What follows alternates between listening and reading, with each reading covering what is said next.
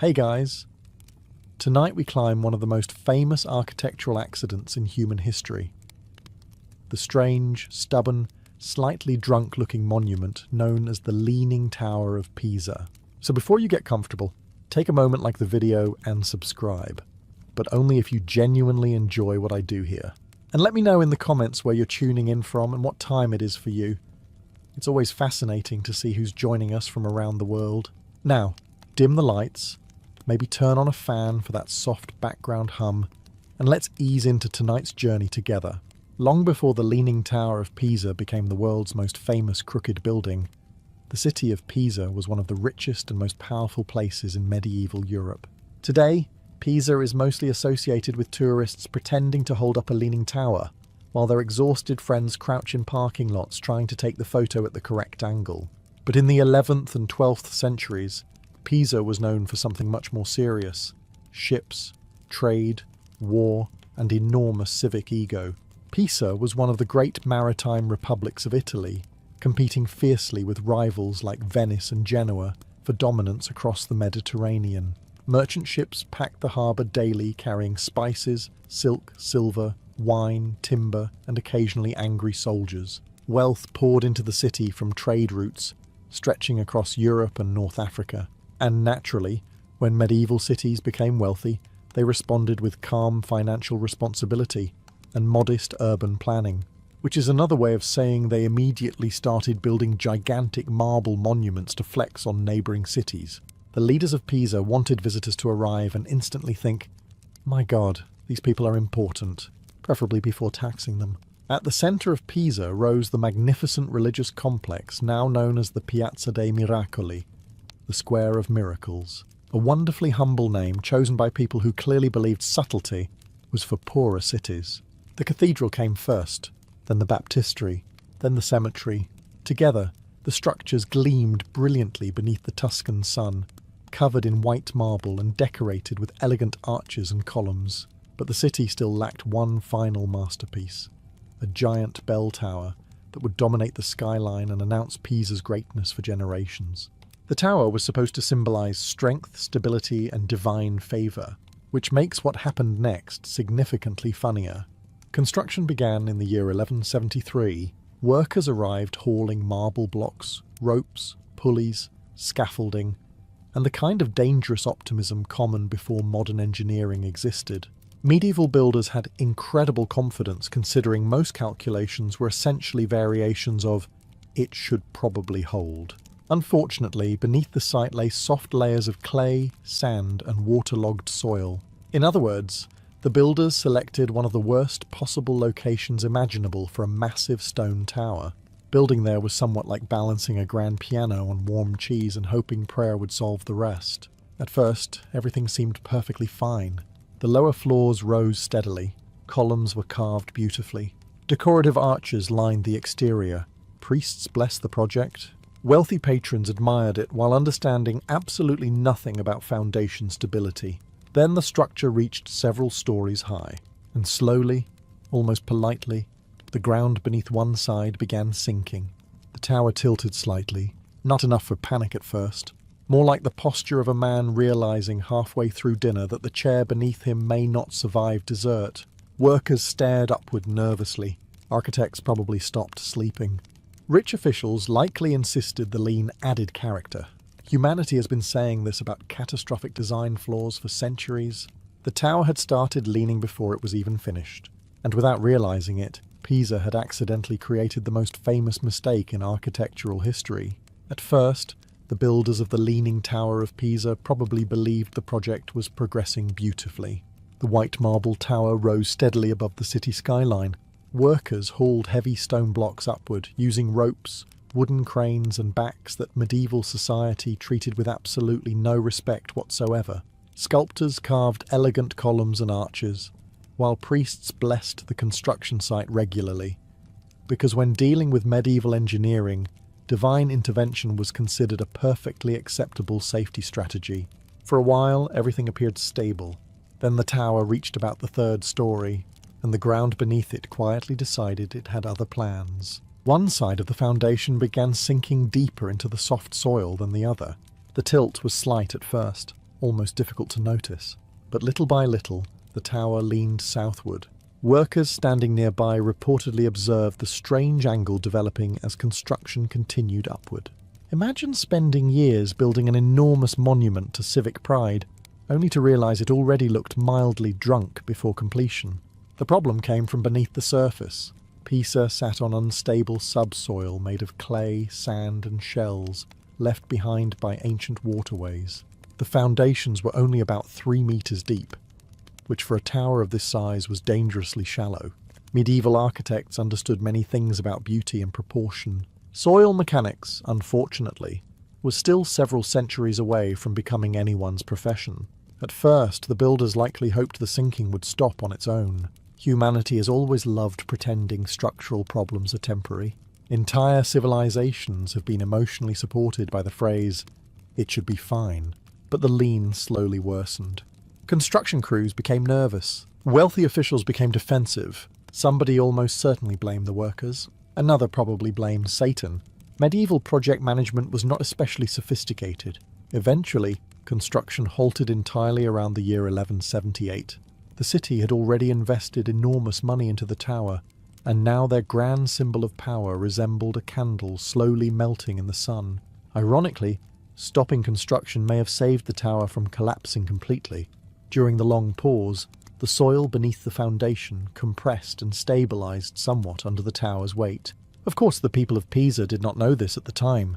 As far as they were concerned, they had just built an extremely expensive leaning problem in the middle of their most important religious complex. And somehow, things were about to become even stranger. After construction stopped on the Leaning Tower of Pisa, the people of Pisa faced an uncomfortable reality. Their grand marble bell tower was leaning. Not dramatically yet. Not in the modern, take-a-funny tourist photo way, but enough that everyone involved understood something had gone terribly wrong. The tower had become the architectural equivalent of a nobleman arriving confidently at a banquet with food stuck in his beard. Impossible not to notice once seen. The obvious solution would have been careful engineering analysis. Unfortunately, this was the 12th century, when engineering analysis mostly consisted of staring at problems intensely and discussing them near candles. Then, conveniently, Pisa became distracted by war. Like many medieval Italian republics, Pisa spent an enormous amount of time fighting neighbouring cities. Conflicts with Genoa, Lucca and Florence drained money, labour, and political attention away from construction projects. Medieval Italy often resembled a family dinner where every city-state secretly wanted to stab another city-state afterward, sometimes not so secretly. As a result, the unfinished tower stood untouched for decades. Rain washed against its marble. Grass grew around the foundations. Citizens passed by daily, probably trying not to look directly at the expensive leaning disaster dominating the square. The tower remained frozen in time, while generations came and went around it. And strangely enough, this long delay may have saved the structure forever. During the pause, the soft ground beneath the tower slowly settled under the weight already pressing down on it. The soil compressed gradually, becoming more stable than it had been during the early stages of construction. If builders had continued adding floors immediately after the lean first appeared, the tower might have collapsed entirely under uneven pressure. Instead, war, political chaos, and financial problems accidentally gave the earth time to adapt. It is one of the greatest accidental successes in architectural history. The people of Pisa did not pause construction because they understood soil mechanics. They paused because medieval politics had once again become a flaming pile of arguments and warfare. Yet somehow, their instability stabilized the tower's instability. History occasionally feels less like a carefully planned story, and more like a miracle performed by exhausted improvisation. Eventually, decades later, builders would return to finish the tower. A tower that was already leaning before it had even reached halfway, which, to be fair, is not usually considered an encouraging sign in construction. When construction finally resumed on the Leaning Tower of Pisa decades later, the builders faced a deeply inconvenient problem. The tower was still leaning, which meant the new architects inherited a project that was already visibly failing before they had even touched it. Imagine being hired to finish someone else's construction work, only to discover the building itself appears uncertain about remaining vertical.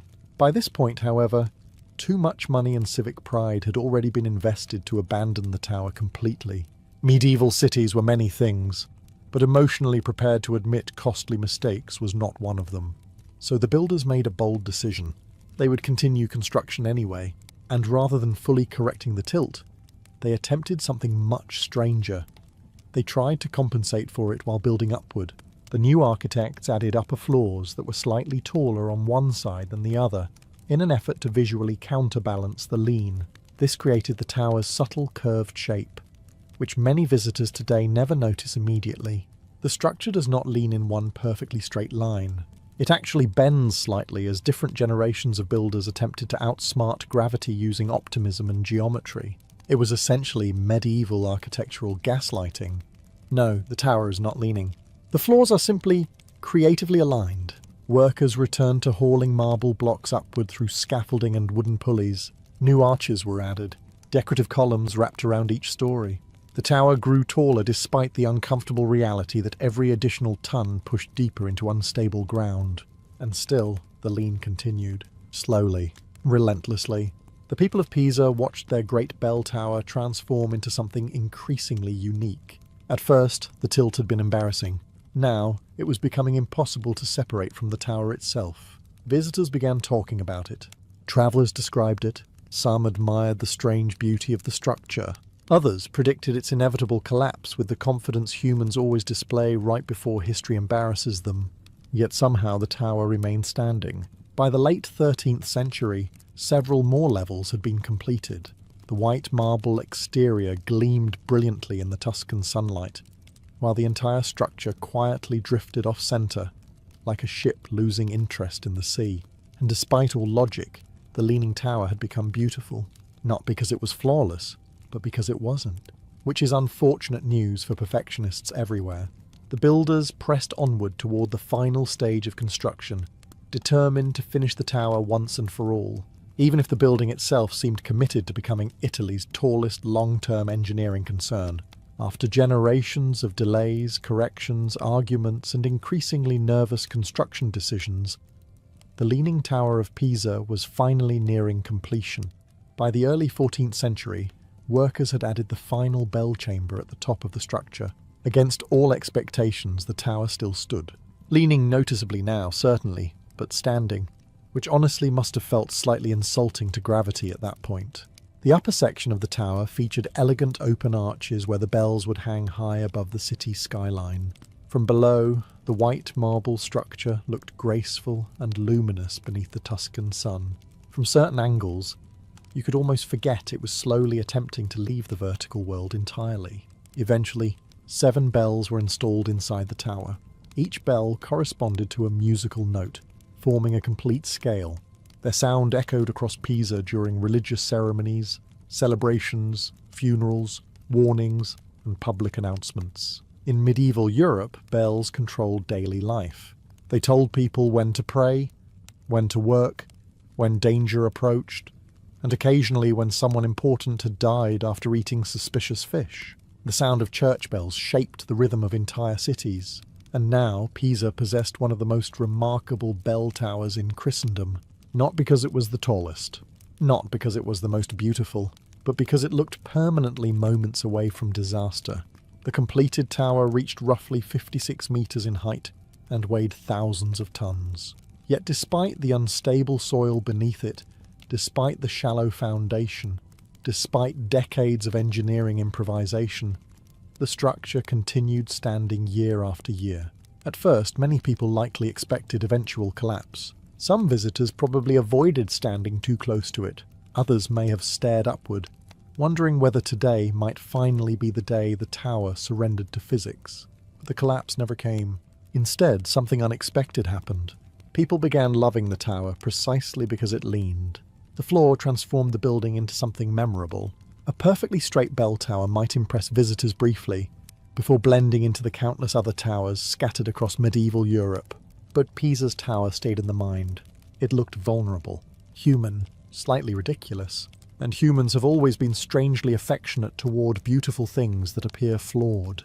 Entire royal dynasties survived on this principle. As decades passed, travellers arriving in Pisa increasingly spoke about the strange leaning tower dominating the skyline. The embarrassment slowly evolved into identity. Without fully realizing it yet, Pisa had turned an engineering mistake into a legend. As the centuries passed, the Leaning Tower of Pisa slowly transformed from a local embarrassment into one of Europe's strangest attractions. Travellers arriving in Pisa often came expecting a prosperous Italian city filled with churches, merchants, and busy streets. What they did not expect was a massive marble tower, visibly leaning to one side as though it had just heard deeply disappointing news. And naturally, people could not stop talking about it. Medieval travellers described the tower in journals and letters. Merchants carried stories about it across Europe. Pilgrims stopped to stare upward in confusion. Scholars debated whether the structure was brilliant, cursed, or simply evidence that wealthy cities should occasionally listen to engineers. The tower became famous because it looked impossible. Humans are endlessly fascinated by things that appear close to disaster while somehow surviving anyway. It explains the popularity of tightrope walkers, volcanic tourism, and medieval medicine. Some visitors admired the elegance of the tower despite its tilt. The white marble glowed beautifully in the sunlight, and the graceful arches gave the structure an almost delicate appearance. Others, however, saw only danger. To them, the tower looked like an expensive accident frozen in time. And to be fair, it absolutely was. By this point, the lean had become impossible to hide or minimize. The people of Pisa could no longer pretend the tower merely had character. It visibly tilted enough that strangers arriving in the city immediately noticed it. Children probably pointed at it. Rival cities definitely mocked it. Somewhere in Florence, an architect was almost certainly smiling with unbearable smugness. Yet the tower continued standing decade after decade. Winter storms battered it. Heavy rains soaked the unstable ground beneath it. Strong winds swept across the Tuscan plains. Still the structure endured. Slowly, public opinion began shifting.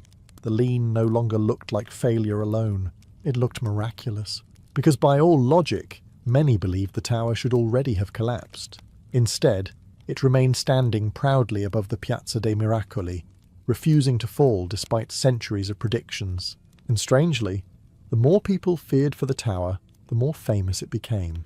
Its weakness had become its identity. A perfectly straight bell tower might impress visitors for a few minutes before fading into memory. But a leaning tower?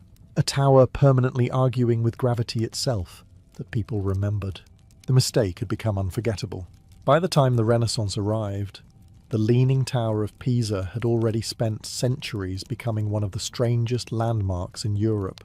But during the late 16th century, the tower gained another layer of fame thanks to one of history's most brilliant scientific minds, Galileo Galilei. Galileo was born in Pisa in 1564, and unlike many scholars of his era, he possessed the dangerous habit of questioning things. This was generally considered inconvenient behavior in a time when many institutions preferred people to quietly accept ancient ideas without asking follow-up questions. For centuries, scholars had followed the teachings of the ancient Greek philosopher Aristotle, who claimed heavier objects fell faster than lighter ones. Most educated people accepted this because Aristotle had been dead for nearly 2,000 years, which apparently made disagreeing with him socially exhausting. Galileo, however, suspected the theory was wrong. According to legend, he climbed the Leaning Tower of Pisa carrying two objects of different weights. Standing high above the square below, he dropped them simultaneously before a crowd of observers. Both objects struck the ground at nearly the same time. The story has become one of the most famous scientific demonstrations in history, though historians still debate whether the experiment truly happened exactly as later accounts described.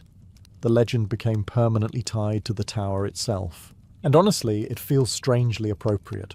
A leaning tower questioning gravity alongside a scientist questioning ancient assumptions. The entire situation sounds like the Renaissance trying very hard to become symbolic.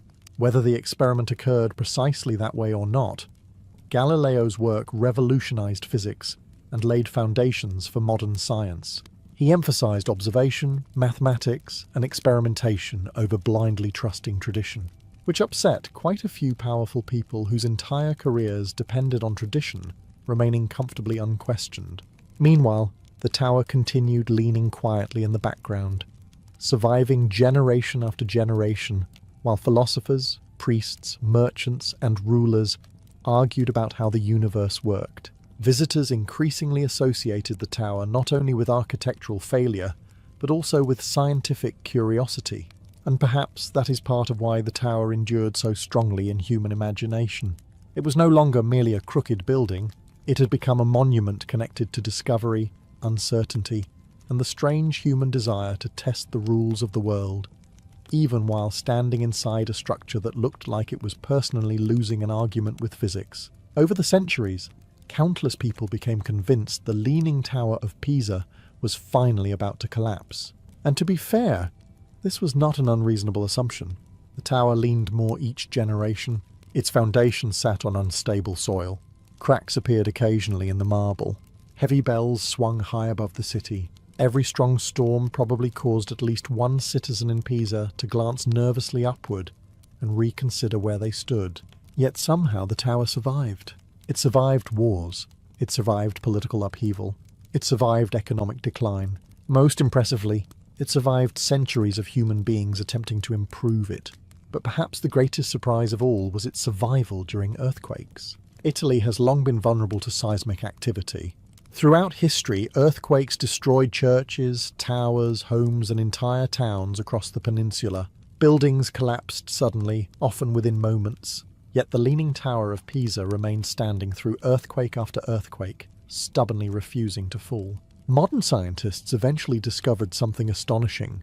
The same soft ground that caused the tower to lean in the first place may also be the reason it survived seismic shocks. The unstable soil beneath the foundation interacts with the tower's height and stiffness in a way that reduces resonance during earthquakes. In simpler terms, the ground beneath the tower acts almost like a cushion, absorbing some of the destructive energy, which means the geological weakness that created the problem also helped protect the tower from destruction. History occasionally writes irony with the subtlety of a falling piano. The tower's lean itself also changed slowly over time. By certain periods, the angle became visibly more dramatic. Engineers measured tiny shifts carefully, tracking every movement with growing concern. Still, tourists continued arriving. By the 18th century, the tower had become one of Europe's most recognizable landmarks. Artists painted it constantly. Writers described it in travel journals. Wealthy visitors crossed entire countries just to stare at a building struggling against gravity in real time. Humanity has always appreciated entertainment with tension, and the tension surrounding the tower never disappeared. Every visitor understood the same unsettling truth. The tower looked temporary. It looked as though one bad day might finally end the story. But year after year, century after century, the tower remained standing over the Piazza dei Miracoli, glowing white beneath the Tuscan sunlight, while leaning stubbornly to one side, like an old man refusing advice from younger relatives. By now, the tower's flaw was no longer a source of embarrassment. It had become the entire reason the world cared. By the 19th century, the Leaning Tower of Pisa had fully transformed from medieval engineering embarrassment into international celebrity. Travellers from across Europe arrived in Pisa specifically to see the leaning structure with their own eyes. Writers described it in books. Artists painted it endlessly. Wealthy tourists added it to their grand tour journeys across Italy, standing beneath the tower while pretending to understand architecture. The tower had become famous, not despite its flaw, but because of it. And humanity, being humanity, quickly found ways to make the experience even stranger. Long before smartphones existed, visitors were already posing beside the tower in theatrical ways. Some stretched out their arms dramatically as though trying to stop it from falling. Others pretended to push it upright.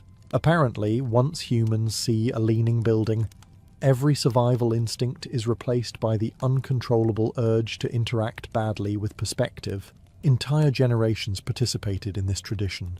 Paintings from the 19th century already show travellers gesturing toward the tower with exaggerated concern. Modern photography merely accelerated the situation into complete chaos. Today, the square surrounding the tower often resembles a giant outdoor mime convention, where hundreds of people simultaneously pretend to save the same building. And yet, somehow, the tower survives not only gravity, but also tourism. As visitor numbers increased, so did fascination with the tower's strange history. Guides explained how it began leaning during construction. Scholars debated the names of its architects. Engineers travelled to Pisa to study the structure closely, trying to understand how it remained standing after centuries of instability. Because the truly unsettling thing about the tower was not that it leaned, it was that it continued leaning without collapsing. By this point, the tower had survived storms, earthquakes, wars, and political revolutions. Entire kingdoms disappeared, while the tower quietly remained in place, still leaning over the Piazza dei Miracoli like a man listening suspiciously to gossip. Its fame spread far beyond Italy. Postcards carried its image across the world. Travellers spoke about it with amazement. Children learned about it in schools. And slowly, the Leaning Tower of Pisa became something larger than architecture itself. It became a symbol of imperfection surviving against all logic. A perfect tower might have impressed historians, but a flawed tower that refused to fall captured the imagination of millions. Humans often admire resilience more than perfection, mostly because perfection feels unrealistic and slightly irritating. The tower's mistake had officially become immortal. In the 20th century, the Leaning Tower of Pisa faced one of the greatest threats in its history. Not an earthquake, not war, not gravity. A politician with confidence. During the 1920s and 30s, Benito Mussolini ruled Italy and became obsessed with projecting strength, discipline, and national pride. Fascist propaganda celebrated order, power, and perfection. Unfortunately for Mussolini, Italy's most famous landmark looked like it had lost a fight with basic balance. Mussolini hated the lean. To him, the tower appeared weak and embarrassing. An awkward symbol for a regime trying very hard to look unstoppable. He reportedly believed the tower made Italy appear foolish to the rest of the world, which is impressive considering fascism was already handling that task independently. So he decided the tower needed to be fixed, properly fixed, straightened, corrected, forced into obedience like everything else under his regime. And this is where history becomes wonderfully ironic. Engineers were ordered to reduce the tilt by injecting cement into the foundations beneath the tower. The idea seemed reasonable enough on paper. Stabilize the base, strengthen the ground, straighten the structure. Simple. Except the injections caused the tower to sink even further into the soil. The lean became worse. Imagine attempting to repair the most famous leaning building on Earth and accidentally making it lean more. Somewhere deep within the marble itself, the tower was probably laughing. The project quickly turned into an embarrassment. Rather than becoming a proud symbol of fascist engineering, the tower stubbornly resisted correction and continued tilting anyway. And in a strange way, the failure revealed something important about the tower's identity. People no longer wanted it straight. Its floor had become sacred. Removing the lean would erase the very thing that made the tower unique. A perfectly upright tower might still be elegant, but it would lose its strange personality. The centuries of tension and improbability that made people stare upward in fascination. The failed restoration attempt ended quietly, and the tower remained leaning above the Piazza dei Miracoli exactly as the world expected it to. Crooked, beautiful, slightly concerning. Meanwhile, Mussolini's regime eventually collapsed entirely. The tower outlived him too, which feels like one of history's more satisfying punchlines. By the late 20th century, the Leaning Tower of Pisa was no longer simply leaning. It was dangerously leaning.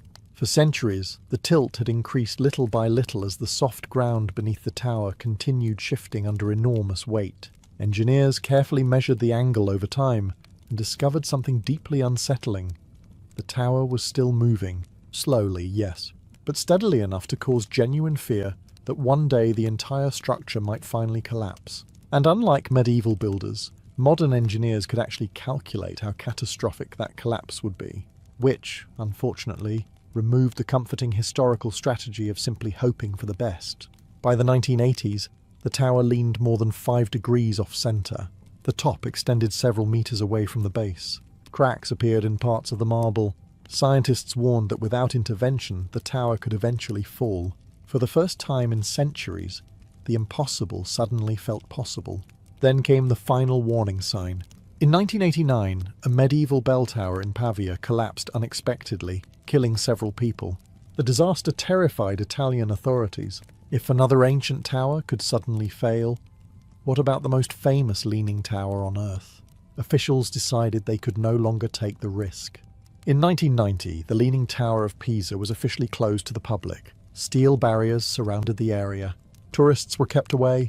Engineers, historians, architects, and soil specialists from around the world gathered to discuss how to save the structure. And the challenge was absurdly complicated, because they did not simply need to stabilize the tower, they needed to preserve the lean itself. Straightening the building entirely would destroy the very reason millions of people visited Pisa. Yet allowing the lean to continue increasing could eventually destroy the tower forever. The engineers essentially had to save a mistake without removing the mistake, which sounds less like architecture and more like family therapy. Massive lead counterweights were temporarily placed on one side of the base to reduce pressure. Steel cables anchored the tower carefully to prevent sudden movement. Scientists monitored tiny shifts constantly using advanced instruments. Every adjustment had to be incredibly slow and precise. One serious mistake could send centuries of history crashing into the square below. For years, the tower stood silent and empty, while restoration teams fought quietly against gravity. And for perhaps the first time in its long history, the world realized the Leaning Tower of Pisa might not survive forever after all. The mission to save the Leaning Tower of Pisa became one of the most delicate engineering projects ever attempted, because unlike most restoration efforts, the goal was not perfection. The goal was controlled imperfection. Engineers needed the tower to remain leaning enough to stay famous, but not leaning enough to suddenly become an expensive marble avalanche. It was the architectural equivalent of trying to keep a chair balanced permanently on two legs, without letting the person sitting in it die.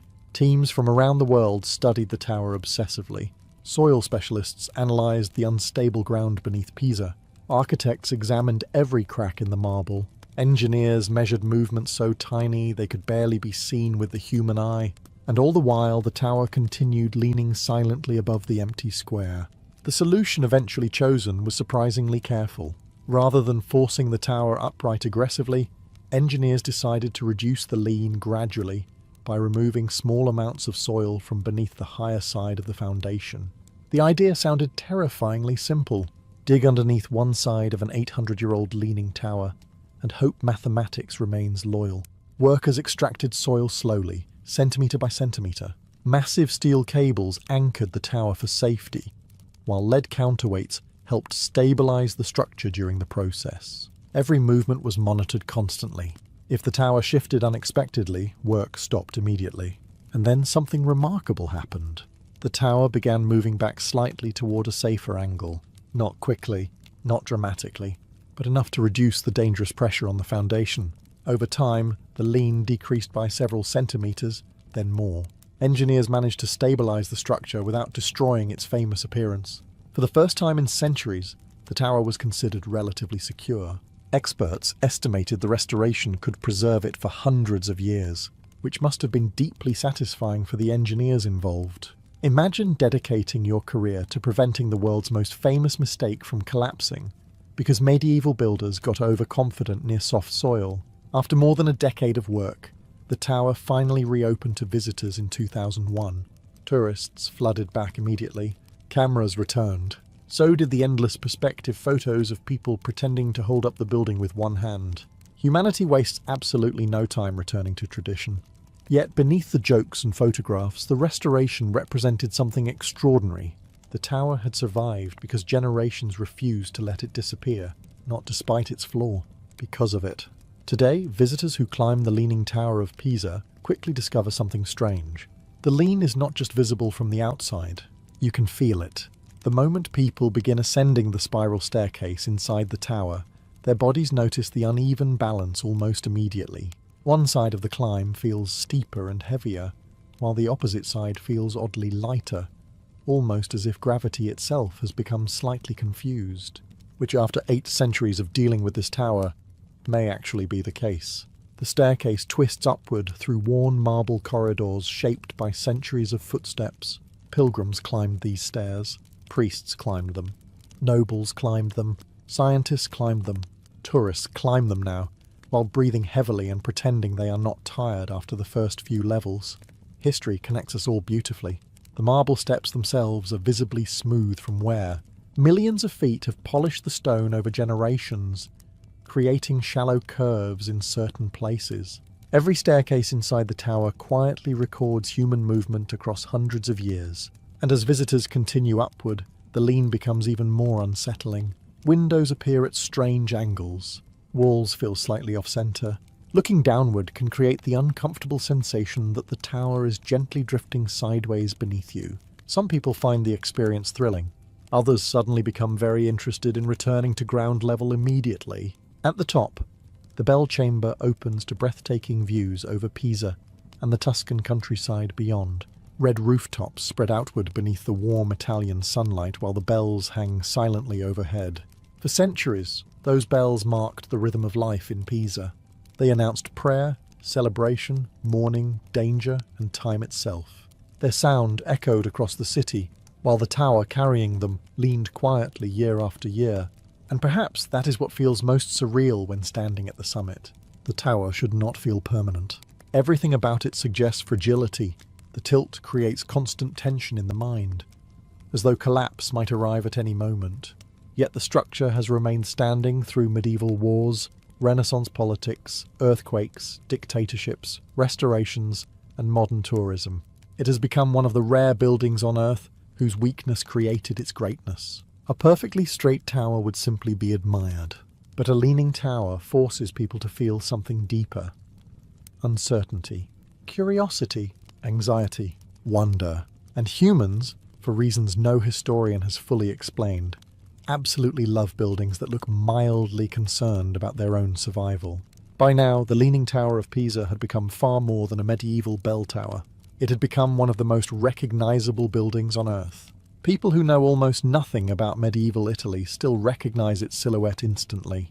Children can identify it.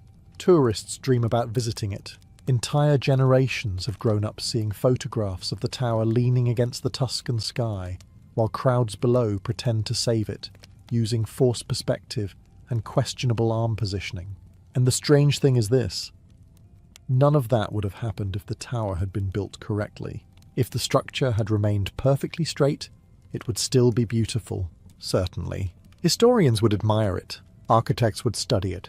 Tourists might stop by briefly while visiting Pisa, but it would not have become immortal. Europe already possesses countless magnificent towers, cathedrals, and churches. Many are taller than Pisa's tower. Many are more elaborate. Some are arguably more impressive from an engineering standpoint. But very few provoke the same immediate emotional reaction, because perfection is often admired briefly. Imperfection is remembered. The Leaning Tower of Pisa feels strangely human. It looks unstable, vulnerable, flawed, yet it survives anyway. People see the tower leaning awkwardly against gravity and unconsciously recognize something familiar about it. History itself is full of accidents, mistakes, improvisation, and survival. Entire empires were built by people who barely understood what they were doing half the time. Medieval architects certainly did not sit around confidently discussing soil compression models over espresso. Most large projects throughout history succeeded through stubborn persistence, luck, and generations solving problems created by previous generations. Civilization is basically a relay race involving unfinished repairs. The tower embodies that perfectly. Its lean creates tension every time someone looks at it. The human brain immediately senses imbalance and expects collapse. Yet the collapse never comes. That contradiction keeps people fascinated. Even artists and writers became captivated by the symbolism of the tower. Some saw resilience in it. Others saw beauty in imperfection. A few probably just thought it looked funny. Which, to be fair, it does. And perhaps that is the real reason the tower became immortal. Not because it was flawless, but because it survived being flawed. The builders who first noticed the tilt likely believed they had failed disastrously. They could never have imagined that centuries later, millions of people would travel across the world specifically to admire the mistake they could not prevent. History has a dark sense of humour sometimes. For more than 8 centuries, the Leaning Tower of Pisa has continued leaning quietly beneath the Tuscan sun. Empires rose and disappeared around it. Kings ruled and died. Wars reshaped Europe. Entire political systems collapsed into history while the tower remained standing in the same square, still tilted stubbornly to one side like an old man refusing to sit properly in his chair. The medieval Republic of Pisa eventually lost much of its power. Rival cities overtook it. Trade routes changed. Armies marched across Italy generation after generation, yet the tower endured through every transformation, surviving long after the ambitions of the people who built it had faded away. And perhaps that is the strangest part of the story. The tower's creators never intended it to lean. The architects dreamed of symmetry, strength, and perfection. They wanted a flawless monument to civic pride. Instead, unstable ground transformed their masterpiece into the most famous construction error in history. Yet the mistake became more powerful than the original vision ever could have been. Millions of visitors now travel to Pisa every year, not to admire perfection, but to admire survival. They come to see a building that should not still exist, a tower that spent centuries appearing permanently close to disaster, while somehow refusing to fall. The Leaning Tower became immortal because it feels alive in a way perfectly balanced structures rarely do. A straight tower simply stands there confidently, but Pisa's tower seems to struggle, to resist, to endure. People unconsciously root for it every time they see it. Even now, visitors stare upward with the same quiet thought humans have carried for centuries. How is that thing still standing? And honestly, that question may never lose its magic. Modern engineers believe the tower is now stable for generations to come. Careful restoration reduced the dangerous tilt while preserving its iconic appearance. The bells remain suspended above the city. Tourists continue climbing the worn spiral staircase. Cameras flash endlessly in the square below. The mistake survived. Not hidden. Not corrected completely. Preserved. Celebrated. Loved. There is something oddly comforting about that. History often remembers flaws more vividly than perfection. The crooked tower outlived the proud politicians who funded it, the architects who worried over it, and the critics who predicted its collapse. And after 800 years, the Leaning Tower of Pisa still stands exactly as the world wants it to stand. Beautifully imperfect, still leaning, still defying gravity, and still quietly embarrassing engineers across multiple centuries. Ancient Rome enjoyed spectacle with the enthusiasm of a civilization that had discovered plumbing, concrete, and the deeply relaxing experience of watching strangers stab each other in public. The Colosseum thundered with roaring crowds, gambling senators, sweaty vendors selling snacks, and emperors pretending this was all somehow connected to Roman virtue. Usually, the stars of the show were male gladiators, prisoners, slaves, criminals, or desperate volunteers trying to earn fame before losing several important organs. But every so often, the crowd witnessed something far more shocking. Women entered the arena. Not actresses. Not dancers. Not symbolic performers carrying flowers for a ceremony no one really cared about. Actual armed women prepared to fight before thousands of spectators. And conservative Romans absolutely hated it, which honestly was predictable. Roman elites could tolerate almost anything, except a woman behaving publicly with confidence. The female gladiators of Rome, called gladiatrices, were rare but very real. Ancient writers mention them with a mixture of fascination and horror, the same tone usually reserved for volcanic eruptions or tax collectors. Wealthy audiences packed amphitheatres to see them fight, because novelty mattered in Roman entertainment. After enough executions, animal hunts, and ordinary sword fights, the empire eventually reached the point where someone probably said, "What if the gladiator also scandalized senators merely by existing?" And so the games adapted. Most Roman women were expected to live quiet, controlled lives. Elite women especially were supposed to embody dignity, modesty, and obedience. A respectable Roman matron managed the household, produced children, attended ceremonies, and avoided attracting public attention. Ideally, she was graceful, reserved, and invisible enough to make old senators comfortable during dinner conversations. Female gladiators represented the complete opposite. They trained publicly. They fought half naked by Roman standards. They displayed physical strength, aggression, and independence in front of massive crowds. Worst of all, people actually cheered for them. Somewhere in Rome, an elderly philosopher was probably sighing into his wine while writing another essay titled, "Why Society is Collapsing." The gladiatrices themselves often came from lower classes, slavery, or desperate financial situations. Some may have volunteered for fame or survival.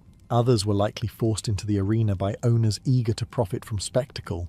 Either way, entering gladiatorial combat meant sacrificing social status for notoriety. Still, audiences loved them, because Rome claimed to worship discipline and tradition, but secretly adored chaos wearing bronze armour. Once a woman entered the gladiatorial world, her old life effectively ended. Rome did not casually allow respectable citizens to pick up a sword and join the entertainment industry. This was not a charming extracurricular activity like poetry or philosophy. Gladiators existed at the bottom of Roman society, somewhere between criminals and actors, which to many Roman senators was practically the same thing. Female gladiators trained inside gladiator schools called ludi. These were harsh compounds run by lanistae, the managers and owners of fighters. A lanista combined the qualities of a boxing coach, prison warden, businessman, and occasionally a man who looked at another human being and thought, yes, this one could probably survive 3 rounds against a trident. Training was brutal.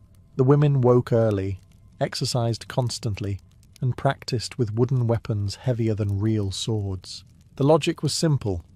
If you trained with heavier equipment, real combat might feel easier, or at least slightly less fatal.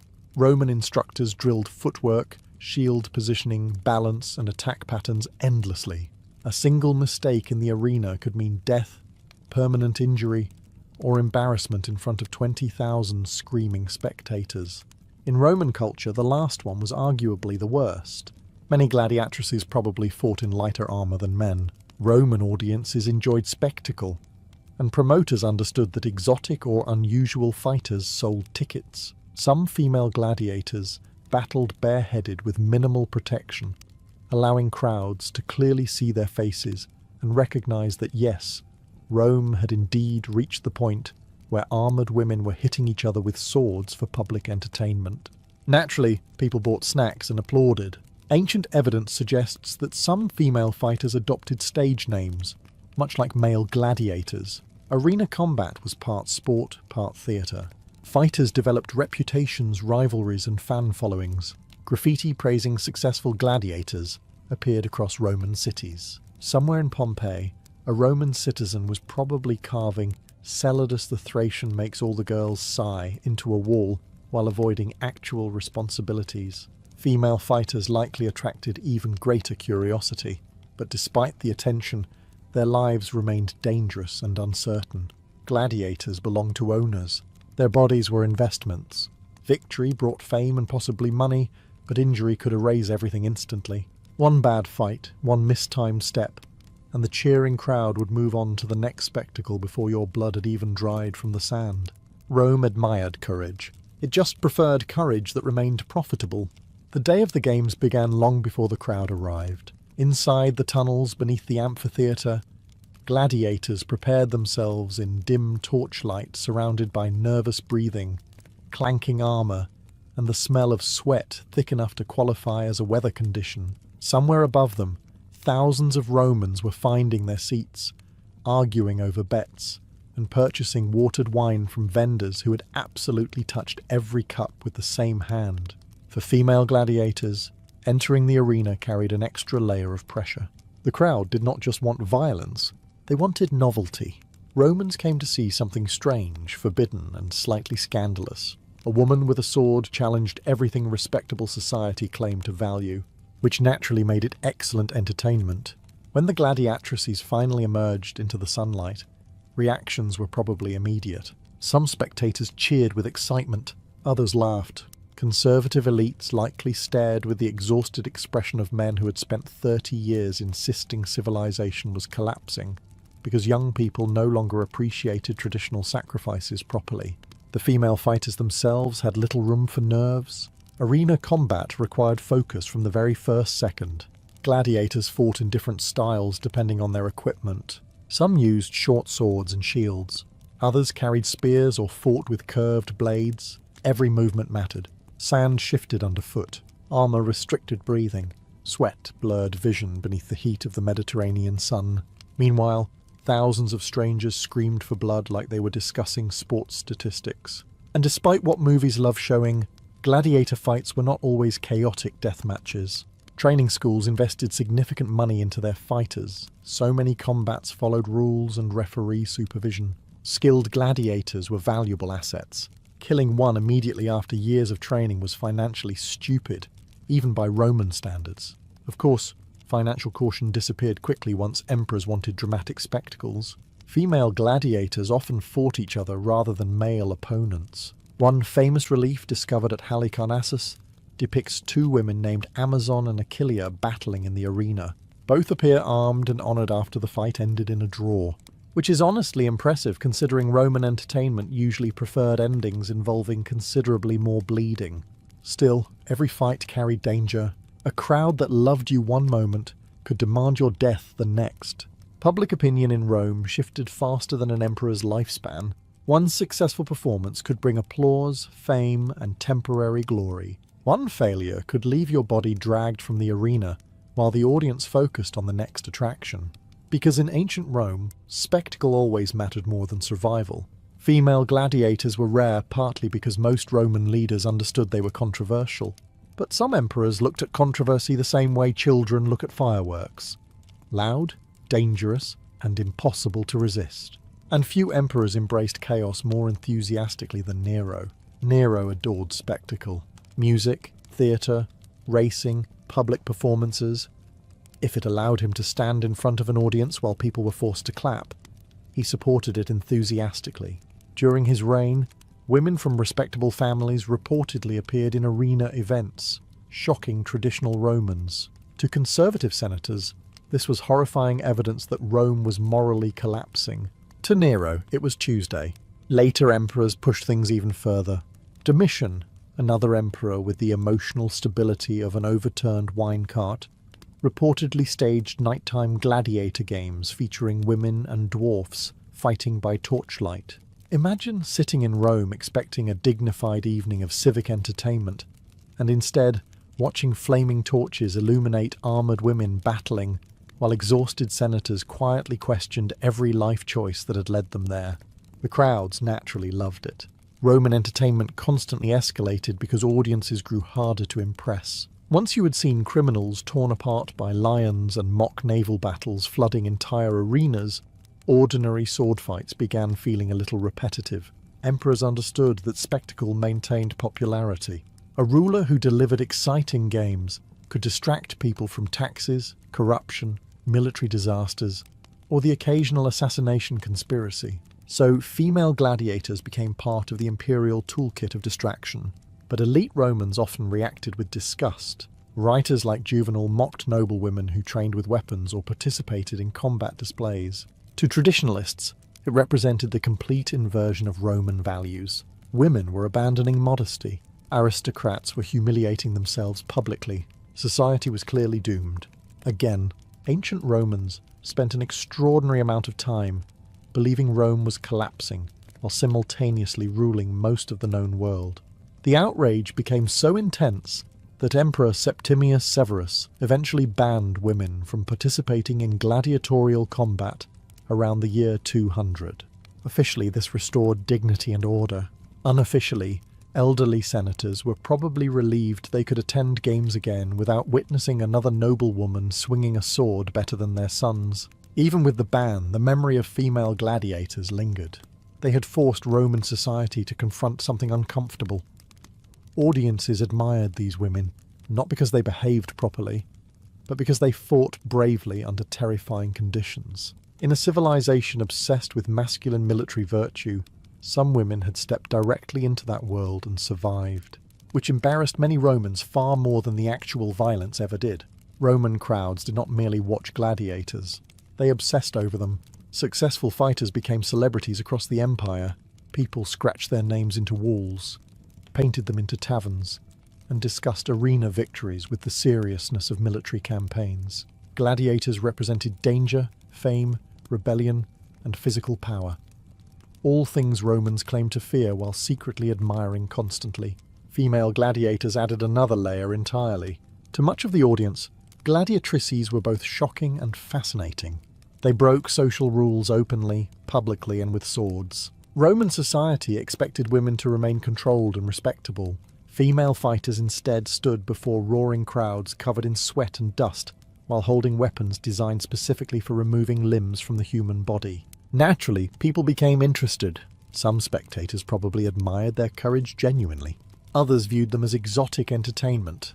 Wealthy Romans especially enjoyed anything rare or scandalous, because boredom was one of the few things money could not fully eliminate, and the Roman upper class feared boredom almost as much as taxes. Ancient writers hint that female gladiators attracted attention beyond the arena as well. Roman society often sexualized women who stepped outside traditional roles. A gladiatrix was seen as dangerous, aggressive, and physically strong, qualities Roman men publicly criticized while privately finding deeply interesting. This created enormous contradictions. Elite moralists condemned women fighters as disgraceful and unfeminine. Meanwhile, arenas kept filling with paying customers eager to watch them perform. Rome excelled at this kind of hypocrisy. Senators could denounce public immorality during the day, and attend violent spectacles by evening with excellent seats near the front. Some noblewomen even trained secretly with weapons despite public criticism. Juvenal mocked aristocratic women practicing swordplay, describing them sweating in armour and striking training posts. To him, this behaviour symbolised social decay. To modern readers, it mostly sounds like Roman men becoming alarmed because women had discovered exercise. Still, female gladiators lived under constant judgment. A male gladiator might gain admiration for bravery. A woman doing the exact same thing risked being labelled immoral, vulgar, or shameful. Every appearance in the arena challenged Roman ideas about gender and power, and because Roman society was built heavily on appearances, this mattered enormously. But inside the amphitheatre, public opinion could shift quickly. Once combat began, skill mattered more than social expectations. A crowd that entered laughing at the idea of women fighting could leave cheering for a skilled gladiatrix who fought fiercely under pressure. For a few brief moments in the arena, courage outweighed respectability, and conservative Romans absolutely despised how much the audience enjoyed that fact. Not every female gladiator was dragged unwillingly into the sands of the arena. Some women may have chosen that life themselves, which disturbed Roman society even more. Romans could understand slavery. They could understand punishment. They could even understand desperate poverty forcing people into violence. But a woman voluntarily deciding to fight for fame and money, that made conservative writers react like someone had set fire to the concept of tradition itself. And yet, for certain women, the arena offered opportunities unavailable anywhere else. Life for poor Roman women was brutally limited. Most spent their days trapped in exhausting labour, grinding grain, weaving cloth, hauling water, raising children, or serving wealthy households that barely acknowledged they existed. Survival depended on obedience and endurance. Glamour was rare, freedom was rarer. The arena, dangerous as it was, offered visibility.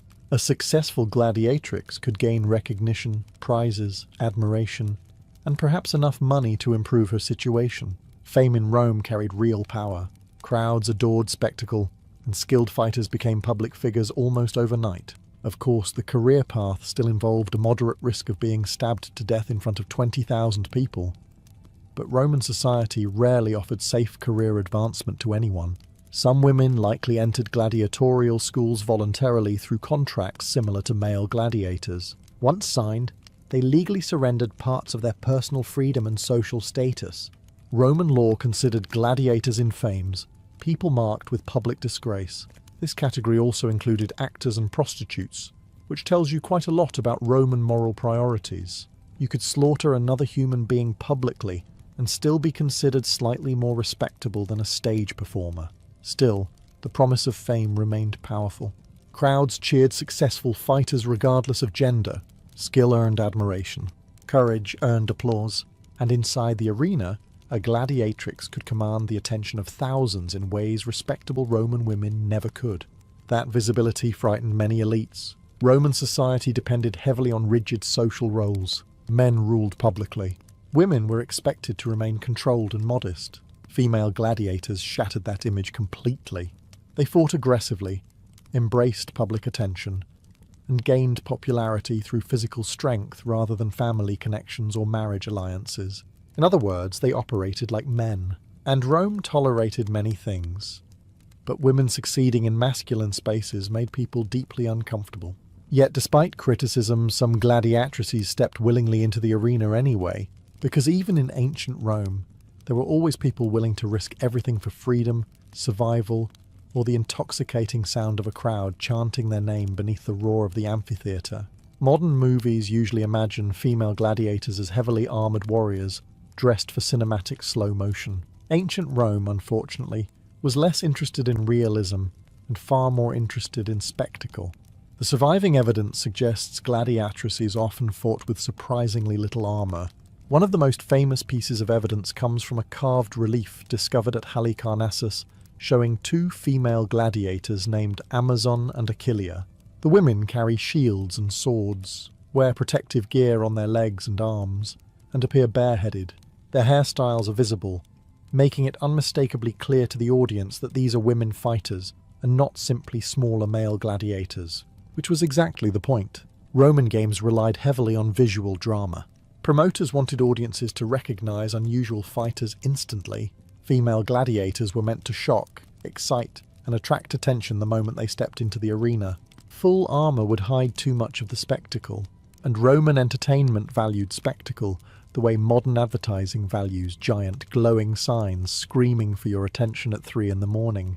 Their equipment probably mirrored certain male gladiator classes. Some may have fought as Thracians with curved swords and small shields. Others may have carried short Roman gladi. Training and combat style mattered more than historical accuracy or fairness.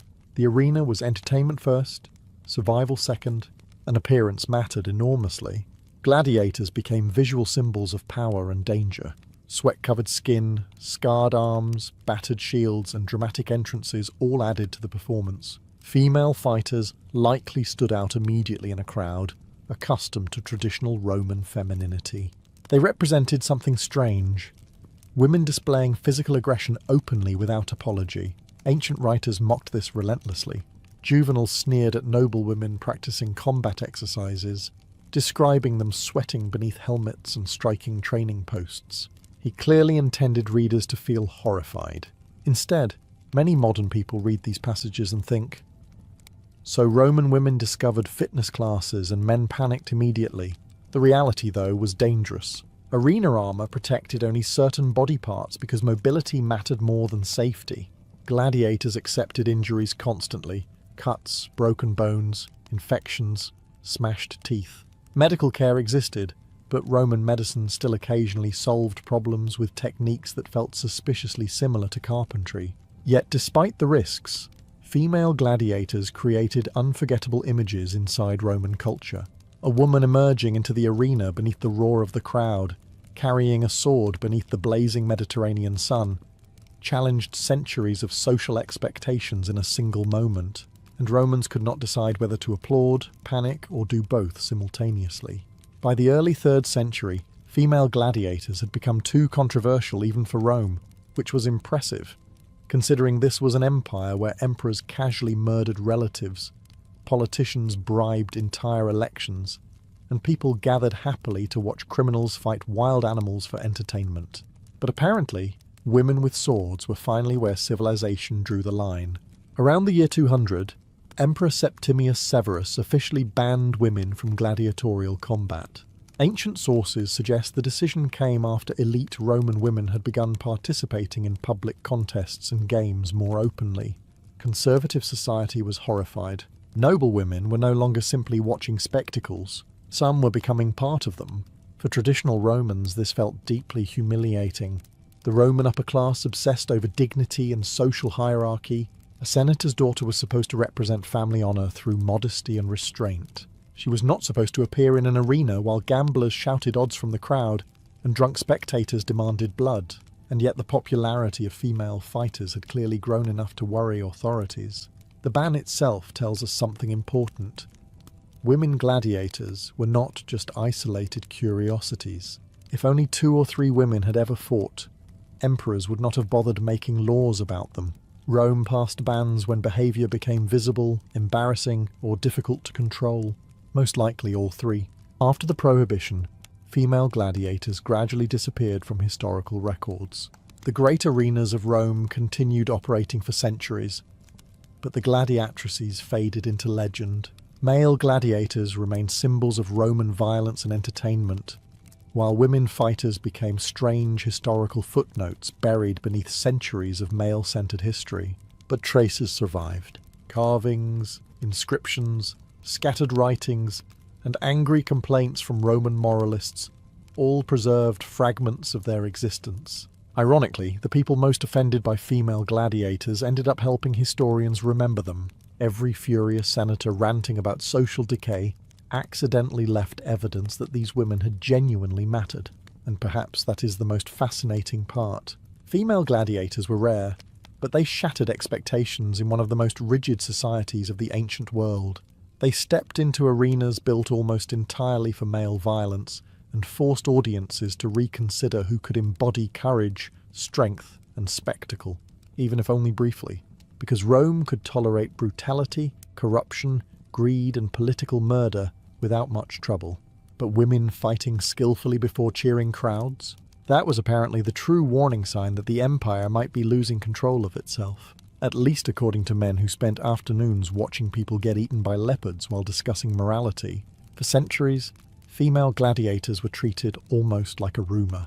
Historians focused on emperors, generals, senators, and famous male gladiators, while the gladiatrices lingered quietly at the edge of the historical record.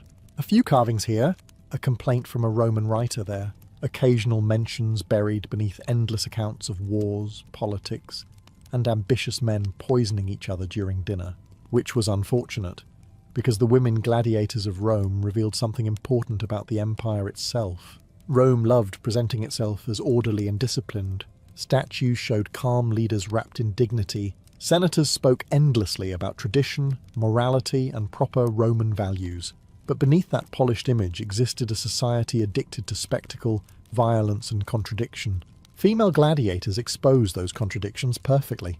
Roman elites claimed women belonged in private domestic spaces, yet crowds packed amphitheatres to watch armed women fight publicly. Moralists condemned female combat as disgraceful, yet emperors continued sponsoring the games because audiences enjoyed them. Society pretended to reject these women while simultaneously rewarding them with attention, fame, and applause. In many ways, the gladiatrices embarrassed Rome simply by existing, and still, they stepped into the arena anyway. Modern historians continue uncovering evidence about them. Archaeological discoveries, inscriptions, and ancient artwork increasingly confirm that female gladiators were not fictional inventions or isolated myths. They were real women navigating one of the harshest entertainment systems in human history. Their lives were undoubtedly brutal.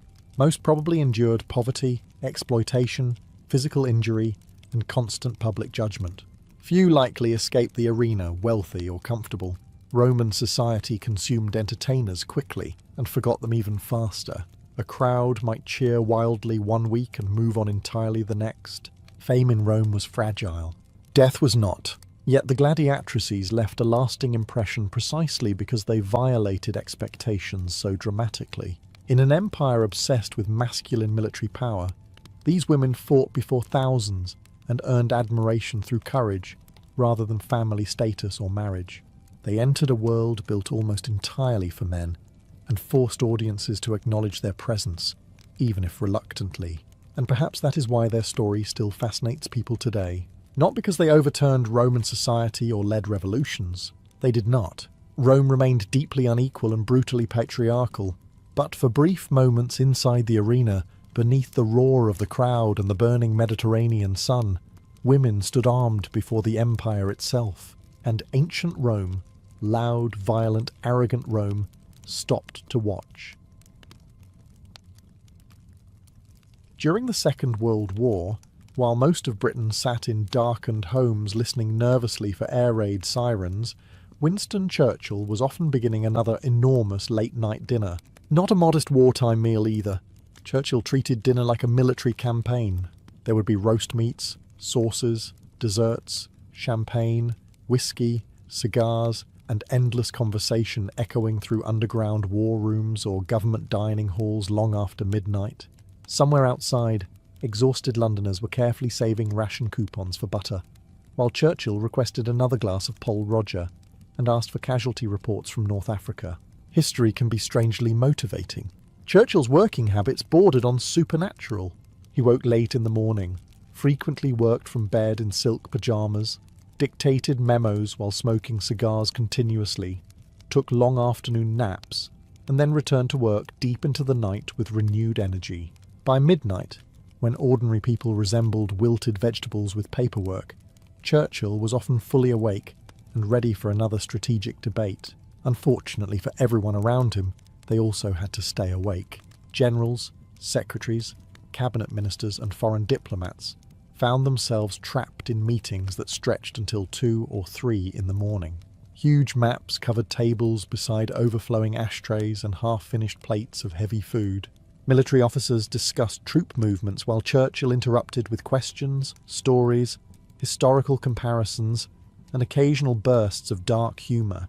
He could shift from discussing tank divisions to criticising someone's pessimism within seconds.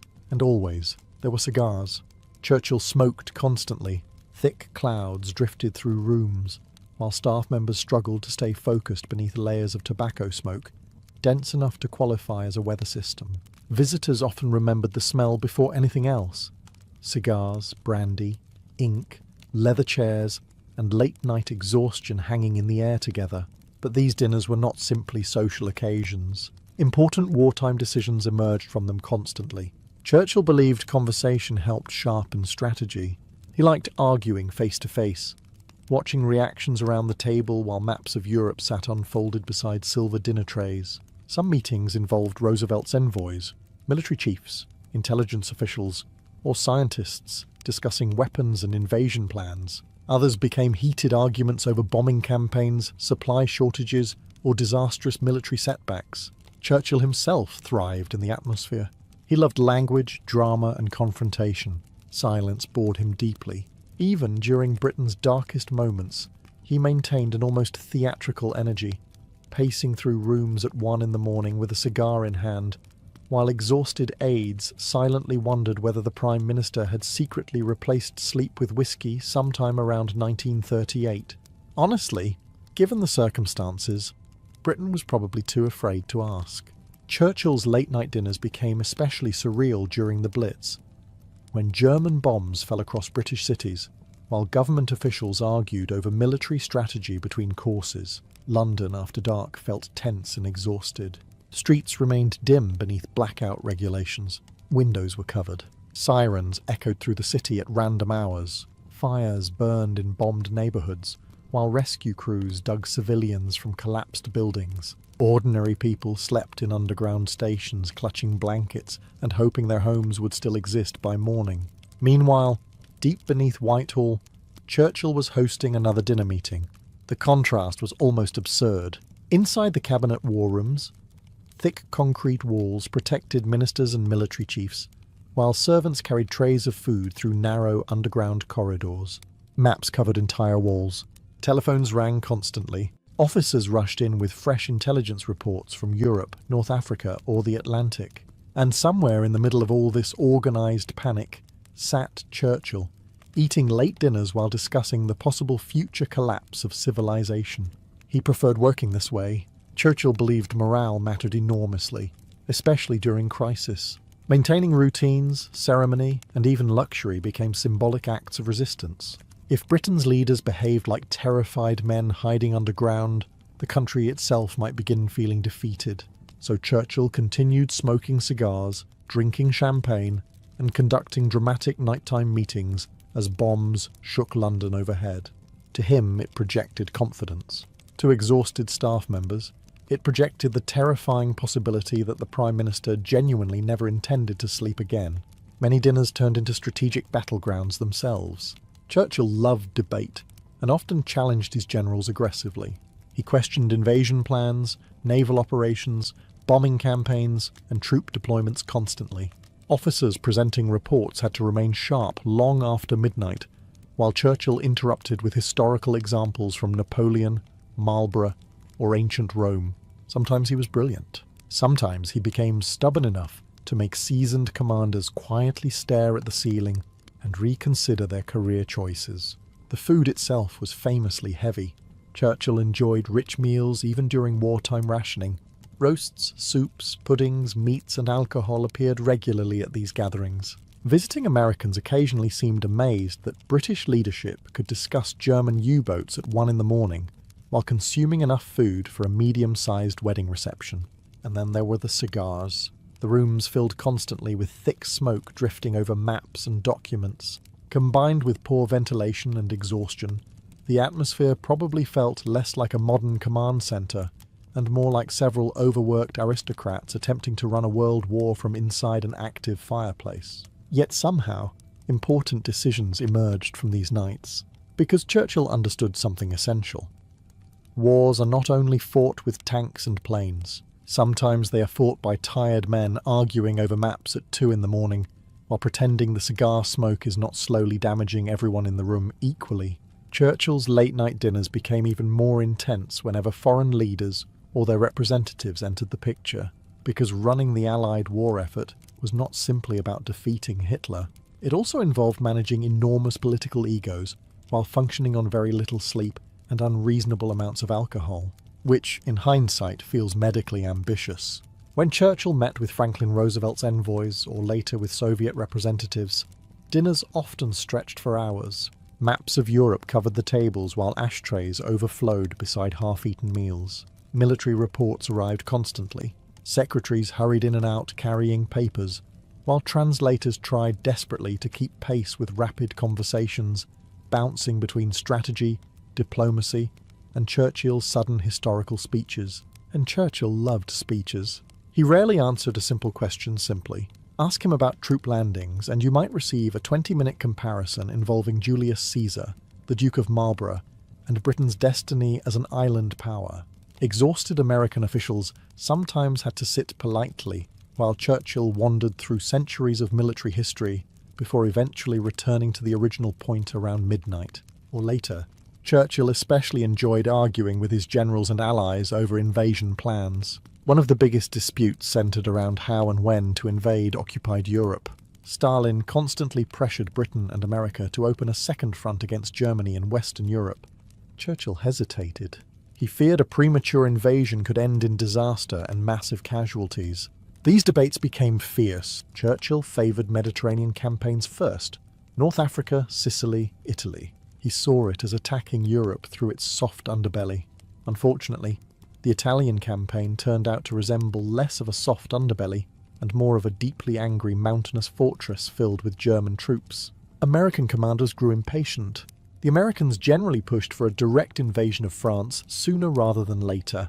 Churchill resisted repeatedly, often during long nighttime discussions filled with cigars, whiskey, and increasingly tired military planners staring blankly at invasion maps, while wondering if anyone present had consumed a vegetable recently. Still, Churchill remained mesmerizing in person. Witnesses described his incredible energy during these dinners. Even late at night, he dominated conversations completely. He joked, argued, quoted poetry, drank heavily, and demanded updates from every front simultaneously. Some people found him inspiring, others found him exhausting. Most probably experienced both emotions within the same hour. Yet despite the chaos, these meetings shaped the war. Decisions about bombing Germany, coordinating Allied invasions, supporting the Soviet Union, and preparing for D-Day often emerged from these smoky midnight gatherings. Entire campaigns affecting millions of lives were debated beside dinner plates and brandy glasses. History sometimes imagines wars as clean moments of heroism and certainty. In reality, many turning points began with tired men arguing after midnight, while Churchill lit another cigar and asked for more maps. By the middle of the war, Churchill's daily schedule had evolved into something that barely resembled ordinary human existence. He woke around 7:30 in the morning, yes, but he did not immediately leap heroically into action like a movie character preparing to save civilization. Churchill preferred staying in bed for hours while reading newspapers, smoking cigars, drinking weak whiskey mixed with water, and dictating endless memoranda to exhausted secretaries, still technically working, just horizontally. From his bed, he commanded fleets, criticised ministers, planned military operations, and occasionally terrified aides with sudden demands for information nobody had prepared yet. Secretaries had to keep pace as Churchill dictated rapidly, often interrupting himself midway through a sentence to complain about military delays, or praise some 18th century general no one else had thought about in decades. Then came lunch. And lunch was not small. Churchill loved rich food and long meals. Even during wartime, he approached dining with the determination of a man personally refusing to let Adolf Hitler ruin butter sauces. Meals could stretch for hours while discussions wandered through politics, literature, military reports, and gossip. Guests never entirely knew whether they were attending a strategy session or becoming trapped inside the world's most dangerous dinner party. After lunch, Churchill usually took a nap, not a quick rest, a full afternoon sleep. He considered naps essential to functioning properly and defended them passionately. According to Churchill himself, the nap effectively gave him 2 days in one, which sounded impressive until you realised everyone around him was still surviving on only one increasingly miserable day. By evening, Churchill returned fully energised. This was when the real work began. As darkness fell over London, Churchill moved into the Cabinet war rooms or Downing Street offices, where meetings stretched late into the night. Maps covered tables. Telephones rang constantly. Cigars burned endlessly.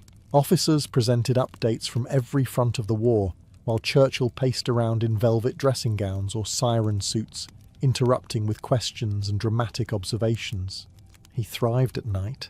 Visitors often described the strange energy surrounding these gatherings. Some meetings felt intellectually electric, with Churchill jumping between strategy, history, humour, and speeches effortlessly. Others became tense arguments as generals tried explaining logistical realities to a prime minister, who believed boldness solved most problems eventually. And always the dinners continued. Heavy meals appeared close to midnight while military crises unfolded across Europe. Ministers fought exhaustion while Churchill somehow grew more alert with every passing hour. One aide later admitted working for Churchill felt like serving aboard a ship commanded by an extremely intelligent volcano.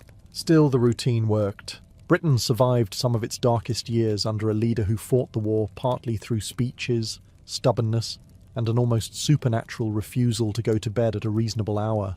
Working with Churchill required stamina bordering on military endurance. His generals, ministers and aides often entered evening meetings already exhausted from an entire day of war planning, intelligence briefings, and crisis management. Unfortunately for them, Churchill considered midnight an excellent time to begin serious discussion. Not end it. Begin it. By 10 in the evening, most officials hoped meetings might slowly conclude. Churchill, meanwhile, was usually just warming up. Fresh cigars appeared. Maps unfolded across tables again. Another tray of food arrived. Somewhere nearby, a secretary quietly accepted that sleep had become more of a theoretical concept. The atmosphere could feel strangely theatrical. Churchill loved pacing around rooms while speaking dramatically, often wearing his famous siren suit or velvet dressing gowns. He pointed at maps with cigar smoke trailing behind him like an angry steam locomotive explaining military logistics. Officers sat beneath dim lights, trying to remain alert, while Churchill jumped rapidly between troop movements, naval concerns, historical analogies, and jokes. And he noticed immediately if someone looked tired. Several aides recalled Churchill becoming irritated when ministers appeared sleepy during discussions, which was unfortunate because many of these meetings continued until 2 or 3 in the morning after a full workday already. Some officials survived by drinking enormous quantities of coffee. Others simply mastered the art of appearing attentive, while their souls quietly left their bodies somewhere around 1:15. Churchill himself seemed powered by pure momentum. Part of it came from his confidence. He genuinely believed Britain could survive if its leadership remained aggressive, determined, and mentally sharp. Weakness irritated him deeply. Hesitation irritated him even more. During wartime dinners, he often pushed commanders hard, challenging cautious plans or demanding faster action. This could produce brilliant strategic discussions. It could also produce exhausted generals silently fantasizing about throwing every map in the room directly into the Thames. Churchill's relationship with military leadership was complicated. Some commanders admired his energy and courage enormously. Others found him impulsive and difficult. He constantly proposed risky operations, dramatic attacks, or ambitious schemes that professional soldiers then had to evaluate carefully while functioning on minimal sleep and maximum nicotine exposure. Yet even critics admitted Churchill dominated rooms completely. When he spoke, everyone listened. His voice, humour and intensity carried enormous force. He could terrify people one moment and inspire them the next. One dinner might involve furious arguments over Mediterranean strategy, followed immediately by Churchill reciting poetry or telling stories from his younger days in the cavalry. The emotional shifts were exhausting by themselves. Still, these late-night gatherings became central to Britain's wartime leadership. Plans evolved there. Alliances strengthened there. Arguments exploded there. Entire campaigns emerged from rooms filled with smoke, fatigue, and men desperately pretending they were not falling asleep during discussions about the future of Europe. Which, to be fair, is probably harder than it sounds. Churchill's late-night dinners were not elegant little diplomatic meals where everyone politely discussed weather and trade agreements over salad. These were wartime marathons fueled by rich food, alcohol, exhaustion, and the constant possibility that somewhere on the map, an army was collapsing. Churchill loved heavy meals with almost heroic enthusiasm.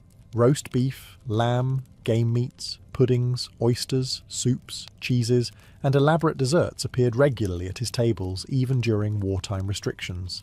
While ordinary Britons carefully rationed eggs and bacon, Churchill continued dining like a determined Edwardian aristocrat, personally fighting a war against simplicity. And then there was the alcohol. Champagne accompanied many dinners, especially his beloved Pol Roger. Brandy, whiskey, and wine flowed constantly through meetings that already involved sleep-deprived officials trying to calculate troop movements across Europe. Churchill himself drank throughout the day in surprisingly steady amounts, yet witnesses often remarked that he rarely appeared fully drunk. Somehow he remained mentally sharp beneath quantities of alcohol that would have transformed most men into decorative furniture. This confused people enormously. American visitors especially seemed fascinated by Churchill's ability to consume cigars, champagne, heavy food, and little sleep, while still arguing energetically about naval logistics at 1:30 in the morning. Some concluded he possessed extraordinary stamina. Others quietly suspected British leadership had become powered entirely by nicotine and historical stubbornness. The dinner atmosphere itself could swing wildly between charm and tension. One moment Churchill told funny stories, quoted poetry, or joked with guests. The next moment the room turned serious as fresh casualty numbers arrived from the front. Military disasters interrupted desserts. Intelligence officers entered carrying reports that instantly changed the tone of the evening. Entire moods shifted within minutes. Churchill actually preferred this intensity. He believed important ideas emerged through conversation, pressure, and debate, rather than quiet bureaucracy. Formal daytime meetings often felt too stiff for him. Late-night dinners loosened people emotionally. Officers spoke more honestly. Allies argued openly. Problems surfaced faster when everyone was slightly exhausted and trapped together beside maps and overflowing ashtrays. Of course, this also produced spectacular arguments. Churchill interrupted people constantly. He challenged assumptions aggressively and could become deeply impatient when commanders disagreed with him. Some dinners ended with shouting, frustration, or ministers leaving the room looking emotionally flattened. Then the next evening, everyone returned to do it again, because unfortunately, the fate of Europe had not paused for emotional recovery. Still, many attendees later admitted these chaotic gatherings had strange power. Amid the smoke, fatigue, and endless courses of food, Churchill created an atmosphere where history felt immediate and alive. Decisions mattered intensely. Conversations carried urgency. Every person at the table understood they were participating in something enormous, even if they were also slowly dying from second-hand cigar smoke at the same time. By 1944, Churchill's late-night dinners had evolved into something larger than ordinary government meetings. They became command centres disguised as social gatherings. Deep underground inside the cabinet war rooms, enormous maps covered entire walls marked with coloured pins, lines, arrows, and handwritten notes. Europe looked less like a continent and more like a complicated board game designed by deeply stressed military officers. Every movement mattered. Every delay carried consequences measured in lives. And somewhere beneath all those maps sat Churchill with a cigar and another late supper. The atmosphere during these nights could feel strangely intimate despite the scale of the war outside. Generals leaned over tables discussing invasion routes into France, while secretaries typed rapidly nearby. Telephone operators connected calls from Washington, Moscow, Cairo, or naval commands across the Atlantic. Servants quietly replaced ashtrays already overflowing with cigar remains that looked capable of forming a small defensive barricade. Churchill moved constantly through the chaos. He paced around maps, interrupted briefings, demanded clarification, and asked sharp questions at unpredictable moments. He hated vague answers. Officers presenting reports learned quickly that Churchill expected details immediately. Troop numbers, fuel supplies, shipping capacity, weather conditions, morale estimates. Hesitation irritated him almost as much as pessimism, and yet he also loved imagination. Churchill admired bold plans and dramatic operations.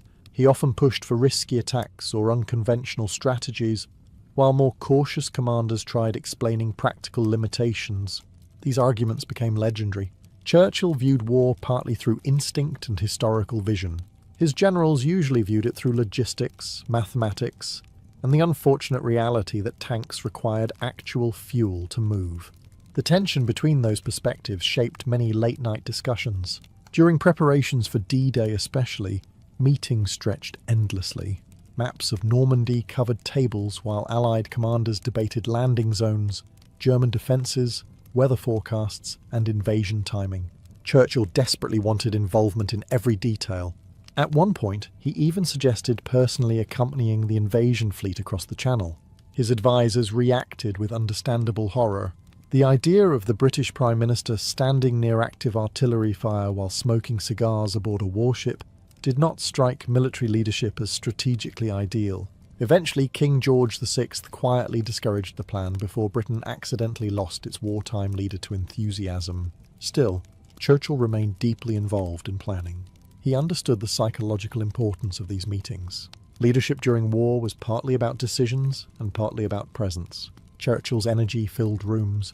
Even exhausted officials admitted his determination could become contagious. When morale dropped, he pushed harder. When tension rose, he often responded with humour or storytelling. And somehow, amid the smoke, fatigue, arguments, and endless dinners, plans emerged that helped shape the outcome of the war itself, though admittedly with enough cigar smoke involved to permanently confuse modern ventilation engineers. By the final years of the war, Churchill was running almost entirely on momentum, adrenaline, cigars, and what appeared to be a personal refusal to acknowledge basic human biology. The pressure on him had become enormous. Every day brought casualty reports, invasion updates, diplomatic tensions, intelligence briefings, and endless political negotiations with allies who did not always agree with each other. Britain itself was exhausted after years of bombing, rationing, and constant anxiety. And yet Churchill continued operating on the same bizarre nocturnal schedule that forced everyone around him into semi-permanent fatigue. Late-night dinners became heavier emotionally as the war intensified. There were victories now, yes. North Africa had improved. Italy had fallen partially into Allied hands. Preparations for D-Day advanced steadily, but the cost remained horrifying. Every map on the wall represented thousands of men moving toward possible death. Every strategic argument carried consequences measured in ruined cities and grieving families. Churchill understood this deeply. Despite his dramatic personality, he was not emotionally detached from the war. Witnesses occasionally saw moments where exhaustion and grief broke through his usual confidence. He visited bombed neighbourhoods personally.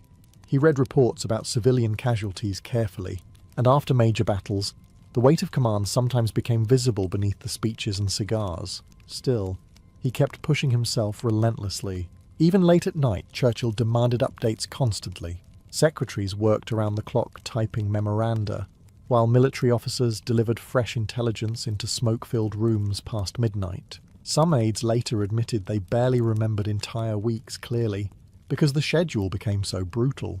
Churchill himself occasionally looked physically drained. His face appeared heavier. His health fluctuated. Doctors worried about stress, alcohol, sleep patterns, and workload. Yet convincing Churchill to slow down proved almost impossible. He believed leadership required visible energy. If Britain's Prime Minister appeared tired or uncertain, morale itself might weaken, so he performed resilience constantly. At dinners he still joked, argued, and quoted history while everyone else fought exhaustion. He still challenged generals aggressively and debated strategy deep into the night. Visitors often left meetings stunned by the sheer force of his personality. even when he looked physically worn down, and perhaps that was Churchill's greatest wartime talent. Not perfection, not flawless strategy. He made serious mistakes repeatedly, but he projected determination with incredible power. Inside underground dining rooms filled with maps and smoke, Churchill created the impression that surrender simply did not exist as an option, even at 3 in the morning, especially at 3 in the morning, honestly, because while much of Europe slept uneasily beneath wartime darkness, Churchill remained awake beneath electric lights, surrounded by maps, food, cigars, and exhausted officials, still arguing stubbornly about how to win the war. As the war finally began turning decisively against Germany, Churchill's late-night dinners slowly changed in tone. The tension never disappeared completely. Too many people were still dying across Europe for celebration to come easily, but after years of desperation, the conversations inside Britain's underground war rooms carried something unfamiliar: cautious confidence. The maps on the walls finally began moving in the Allies' favour. By 1945, reports arriving during Churchill's midnight meetings sounded different from the terrifying updates of earlier years. German armies retreated across Europe. Allied troops crossed rivers, liberated cities, and pushed steadily toward Berlin. The impossible task of merely surviving had transformed into planning how to end the war itself. Still, Churchill remained restless. Victory created new arguments immediately. What would happen to Germany afterward? How much influence would Stalin demand across Eastern Europe? Could Britain maintain global power after years of exhaustion and debt? The dinners continued, because history, unfortunately, never pauses politely after one catastrophe ends. And neither did Churchill. Even near the war's conclusion, he kept his exhausting routines intact. Late meals, cigars, maps, debates, champagne, memoranda at absurd hours. The machinery of Churchill's leadership continued operating exactly as it had during Britain's darkest days. Officials still stumbled through meetings half awake, while Churchill somehow remained animated deep into the night. Though now there was relief beneath the exhaustion. Some dinners reportedly became almost emotional. Years of pressure had forged strange bonds among ministers, generals, aides, and staff members who survived together underground while Europe burned above them. They had argued fiercely, disagreed constantly, and operated on unhealthy amounts of stress for nearly 6 years. Yet they had endured. When Germany finally surrendered in May 1945, Churchill stood before enormous cheering crowds in London. To the public, he appeared triumphant, the bulldog leader who refused surrender and guided Britain through catastrophe. But behind that image stood thousands of late-night meetings hidden from public view. The cigar smoke, the arguments over maps, the endless dinners stretching past midnight while secretaries typed furiously nearby, the exhausted generals trying not to collapse into soup bowls, while Churchill demanded one more strategic discussion before dawn. History often remembers Churchill through speeches alone, but much of the war was managed around dinner tables beneath electric lights deep underground, where tired men debated the future of Europe over brandy and roast beef, while bombs once shook the streets above them. And somehow, through all the chaos, stubbornness, smoke, and sleepless nights, Britain survived. Though modern doctors would probably look at Churchill's lifestyle for approximately 6 seconds before recommending immediate hospitalisation and several vegetables. When Caligula became Emperor of Rome at just 24 years old, people celebrated wildly. After years under the grim and paranoid Emperor Tiberius, Caligula seemed refreshing. Young, charismatic, energetic, and beloved by the public, he entered Rome like a political celebrity returning from war. Crowds cheered him in the streets. Senators praised him enthusiastically. Soldiers adored him because he had grown up among military camps as a child. For a brief moment, Rome believed it had found the perfect ruler, which, historically speaking, is usually when disaster quietly enters the room holding a wine cup. At first, Caligula behaved reasonably enough. He paid bonuses to soldiers, hosted public games, and recalled political exiles. People loved him so much that some Romans reportedly sacrificed animals simply to celebrate his recovery after a serious illness early in his reign. Then things became strange. Very strange. Ancient writers claim that after his illness, Caligula's behavior shifted dramatically.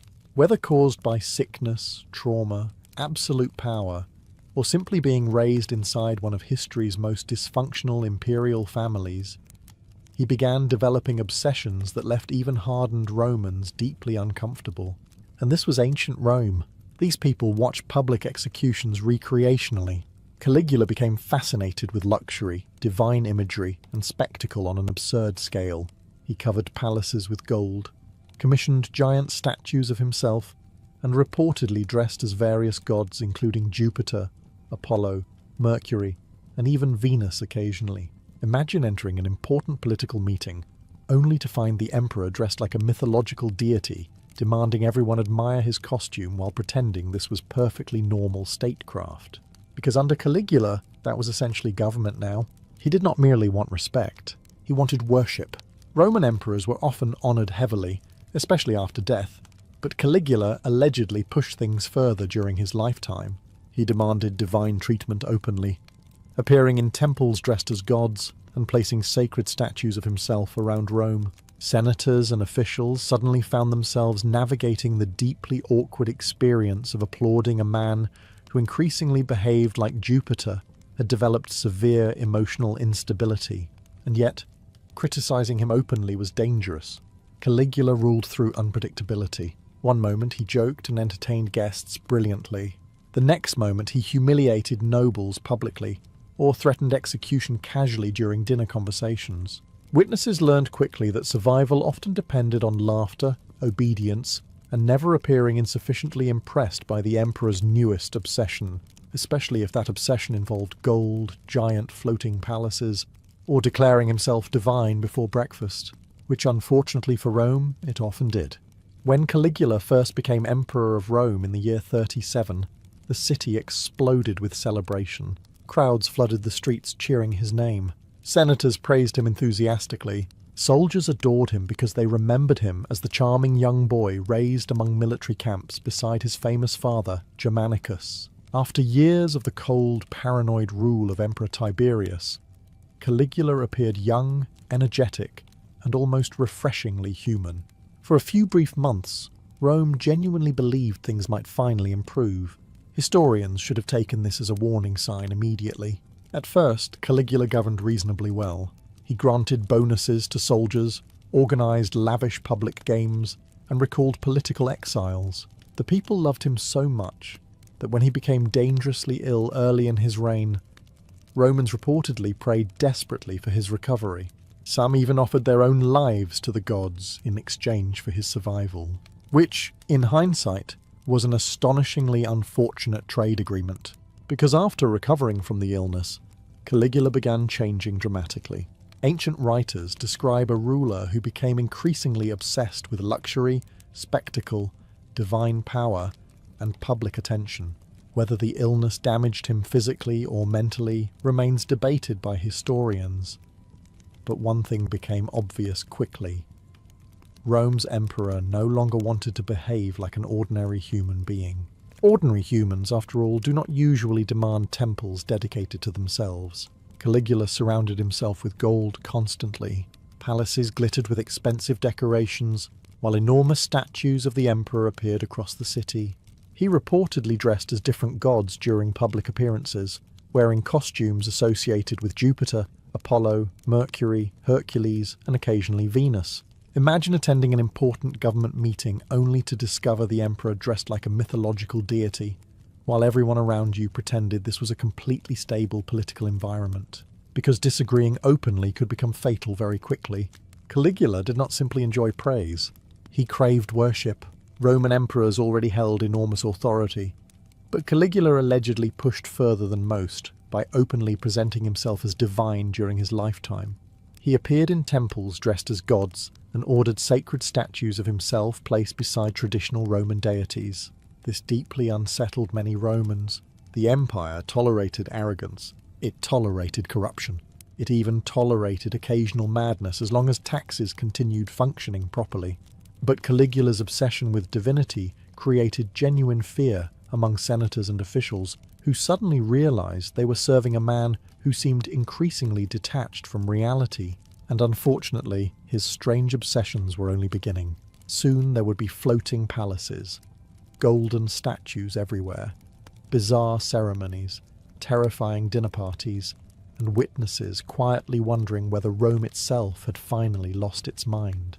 Caligula's obsession with gold quickly became impossible to ignore. Rome had seen extravagant rulers before, of course.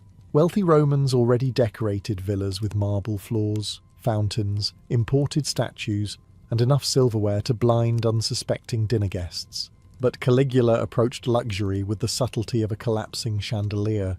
If something could be covered in gold, he wanted it covered in more gold. Ancient writers describe palaces filled with precious decorations, jewelled furniture, exotic animals, silk garments, and enormous statues built in the emperor's image. Caligula reportedly inspected expensive pearls personally and enjoyed displaying wealth publicly in ways designed to overwhelm visitors completely. Which worked. Walking into imperial spaces under Caligula probably felt less like entering a government building, and more like accidentally wandering inside the world's most unstable jewellery box. He became especially fascinated with statues of himself. Massive golden images of the emperor appeared across Rome, portraying him as gods or heroic figures. Some allegedly showed him with divine symbols associated with Jupiter or Apollo. Others emphasized military glory or supernatural authority. Caligula did not simply want admiration anymore. He wanted physical reminders of his greatness staring at people constantly from every direction. A modest hobby, really. One of the most infamous stories claims Caligula ordered a giant statue of himself placed inside the temple in Jerusalem. For Jewish communities, this was horrifying because it violated sacred religious laws against idol worship. The situation became so tense that officials feared open rebellion might erupt across the eastern provinces. And all because Rome's emperor apparently believed the correct solution to every problem was more statues of me. Fortunately, the crisis was avoided before the statue arrived, partly because even Roman officials recognized this idea might end catastrophically, which says quite a lot considering Rome's normal approach to diplomacy often resembled threatening people until something caught fire. Caligula also loved theatrical appearances. He dressed in elaborate costumes embroidered with gold and jewels while appearing before senators and guests. Some days he wore silk robes like Eastern kings. Other times he dressed as Hercules, carrying a club, or appeared with divine attributes, meant to reinforce his godlike image. Witnesses never entirely knew whether they were attending a political audience or becoming trapped inside an expensive psychological breakdown. The worst part for Rome's elite was that they had to applaud everything enthusiastically. Senators praised statues they privately hated. Courtiers complimented costumes they probably found ridiculous. Everyone understood that surviving Caligula's reign required admiration bordering on performance art. One wrong facial expression during the emperor's latest divine fashion experiment could suddenly become a life-threatening mistake. And unfortunately for them, Caligula's hunger for spectacle was only growing larger. For most Roman emperors, owning an enormous palace was considered sufficient proof of success. Caligula, naturally, decided ordinary palaces were boring because they remained attached to land like common architecture, so he built floating palaces instead. On Lake Nemi, south of Rome, Caligula commissioned gigantic pleasure barges unlike anything the ancient world had ever seen. These were not simple boats for fishing or transportation. They were massive floating luxury complexes filled with marble floors, decorative columns, baths, gardens, fountains, dining rooms, and enough expensive decoration to make Roman taxpayers quietly develop headaches. Imagine an emperor looking at a perfectly good lake and thinking, what this body of water truly needs is a drifting golden mansion. The ships themselves were extraordinary feats of engineering. Archaeological discoveries centuries later revealed advanced plumbing systems, heated baths, mosaic floors, and sophisticated anchors. Some parts contained bronze decorations and intricate machinery, surprisingly advanced for the ancient world. In many ways, the floating palaces demonstrated genuine Roman technical brilliance. Unfortunately, they were still being used by Caligula. Ancient writers describe extravagant parties aboard these vessels involving music, dancing, feasting, and endless luxury. Guests sailed across the calm waters of Lake Nemi, surrounded by perfumes, silk fabrics, exotic foods, and the constant awareness that the emperor hosting the evening might decide to declare himself Neptune before dessert, which must have created a very complicated social atmosphere. The barges reflected Caligula's growing obsession with spectacle and divine imagery. He no longer seemed interested in merely ruling Rome. He wanted to exist above ordinary humanity entirely, surrounded by beauty, wealth, and theatrical grandeur, so excessive it blurred the line between emperor and living myth, and Rome paid for all of it. The costs became enormous. Caligula spent staggering amounts on construction projects, games, celebrations, statues, and luxuries. At first, Rome's treasury absorbed the expenses, because Tiberius had left behind substantial wealth. But Caligula burned through it quickly, with the financial discipline of a man attempting to defeat mathematics personally. Taxes increased. Confiscations grew more common. Wealthy Romans suddenly found themselves accused of crimes suspiciously close to the moment Caligula needed additional money. An extraordinary coincidence, surely. Meanwhile, rumours surrounding the emperor became increasingly bizarre. Stories spread through Rome describing strange ceremonies, nighttime spectacles, and lavish parties aboard the floating palaces, where Caligula behaved less like a ruler and more like a man trying to outcompete mythology itself. Witnesses grew nervous, because luxury alone was not the problem.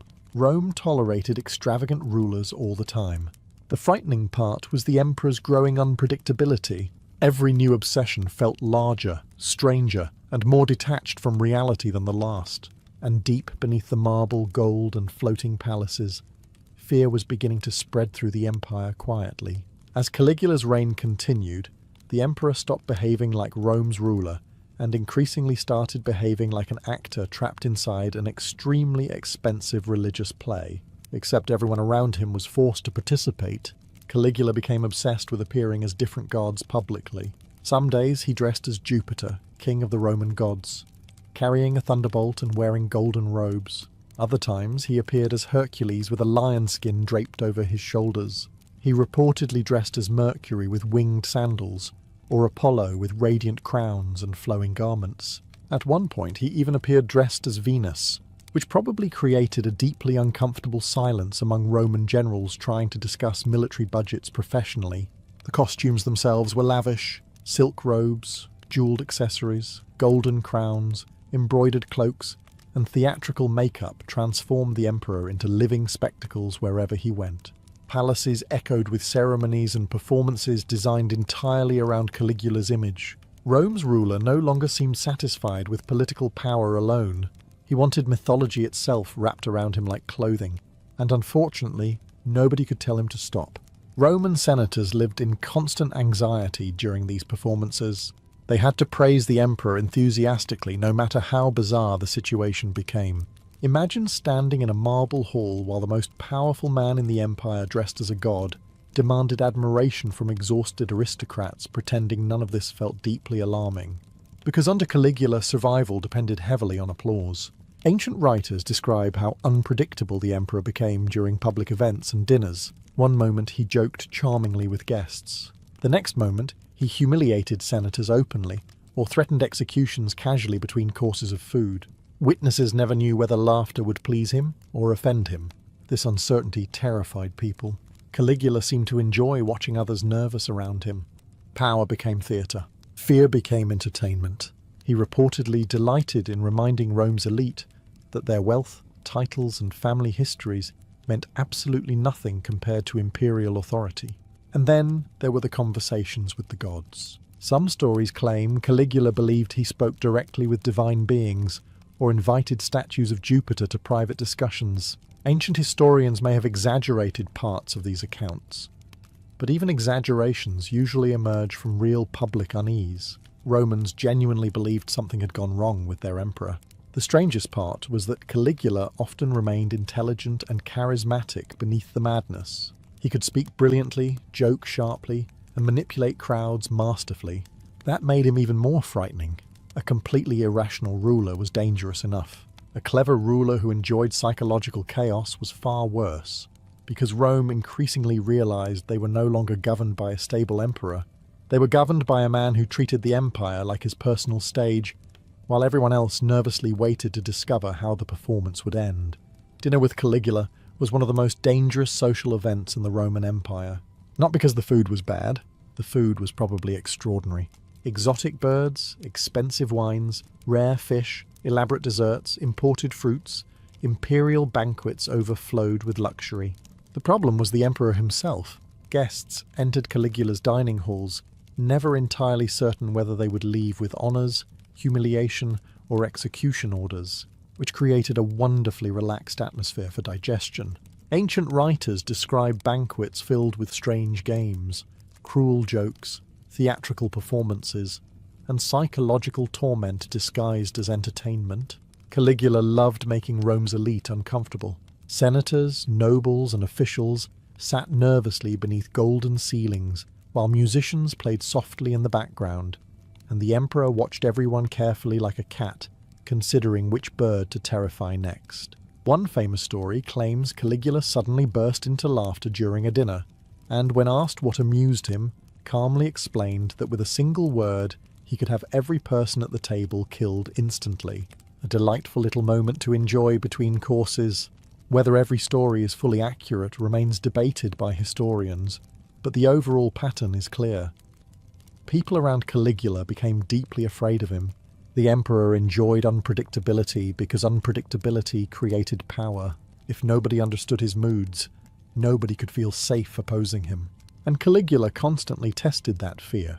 He humiliated senators publicly during meals, mocking their appearance, intelligence, or loyalty, while everyone else laughed nervously to avoid becoming the next target.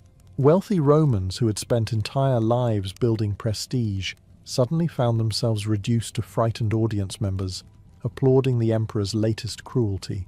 Sometimes Caligula treated politics itself like performance art. He reportedly invited important officials to lavish banquets, only to force them into awkward spectacles afterward.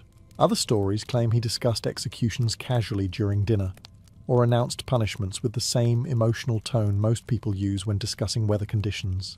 The psychological pressure became exhausting. No one around him could relax completely. Every compliment needed careful wording.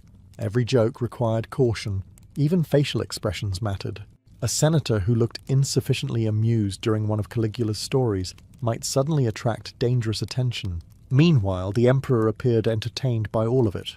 He loved shocking people. He loved pushing boundaries.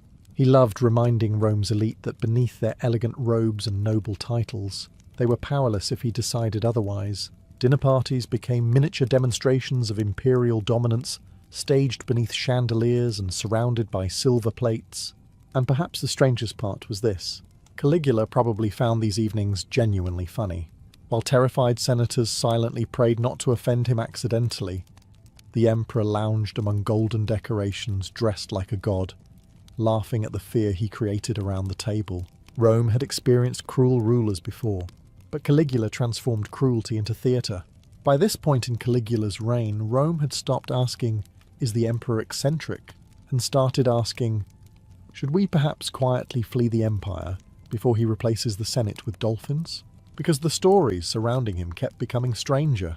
One of the most famous involved his horse, Incitatus. According to ancient writers, Caligula adored this horse obsessively. Incitatus allegedly lived in a marble stable, wore jewelled collars, drank from ivory troughs, and enjoyed servants assigned specifically to his care. The horse reportedly received expensive blankets, lavish food, and accommodations superior to what many Roman citizens experienced themselves. To be fair, Roman housing standards for ordinary people were already catastrophically low. Still, the horse situation felt excessive. The most infamous claim says Caligula planned to make Incitatus a consul, one of the highest political offices in Rome. Now, historians debate whether Caligula genuinely intended this, or whether it was an elaborate insult aimed at the Senate. Honestly, either explanation remains deeply concerning, because the options are essentially A. The emperor literally wanted a horse involved in government, or B. The emperor hated politicians so much he publicly compared them unfavourably to a horse. Neither possibility inspired confidence, and unfortunately, the horse was only part of the problem. Caligula also became obsessed with massive theatrical projects designed purely to demonstrate power. One of the strangest involved a temporary floating bridge built across the Bay of Baiae, Ships were lined side by side across the water to create an enormous bridge stretching for miles. Caligula then rode across it wearing the armour of Alexander the Great while crowds watched in confusion. Imagine being a Roman engineer receiving the assignment. Good news. We are building a giant bridge over the sea. Oh, for trade? No. The emperor wants to cosplay Alexander dramatically. At this point, several senators probably began developing stress-related illnesses immediately.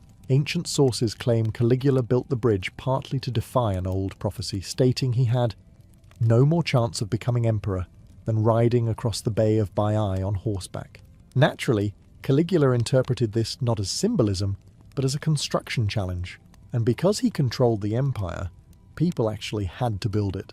Rome's elite increasingly realized they were trapped inside the whims of a ruler who treated reality itself like a personal performance. Wealth disappeared into bizarre projects.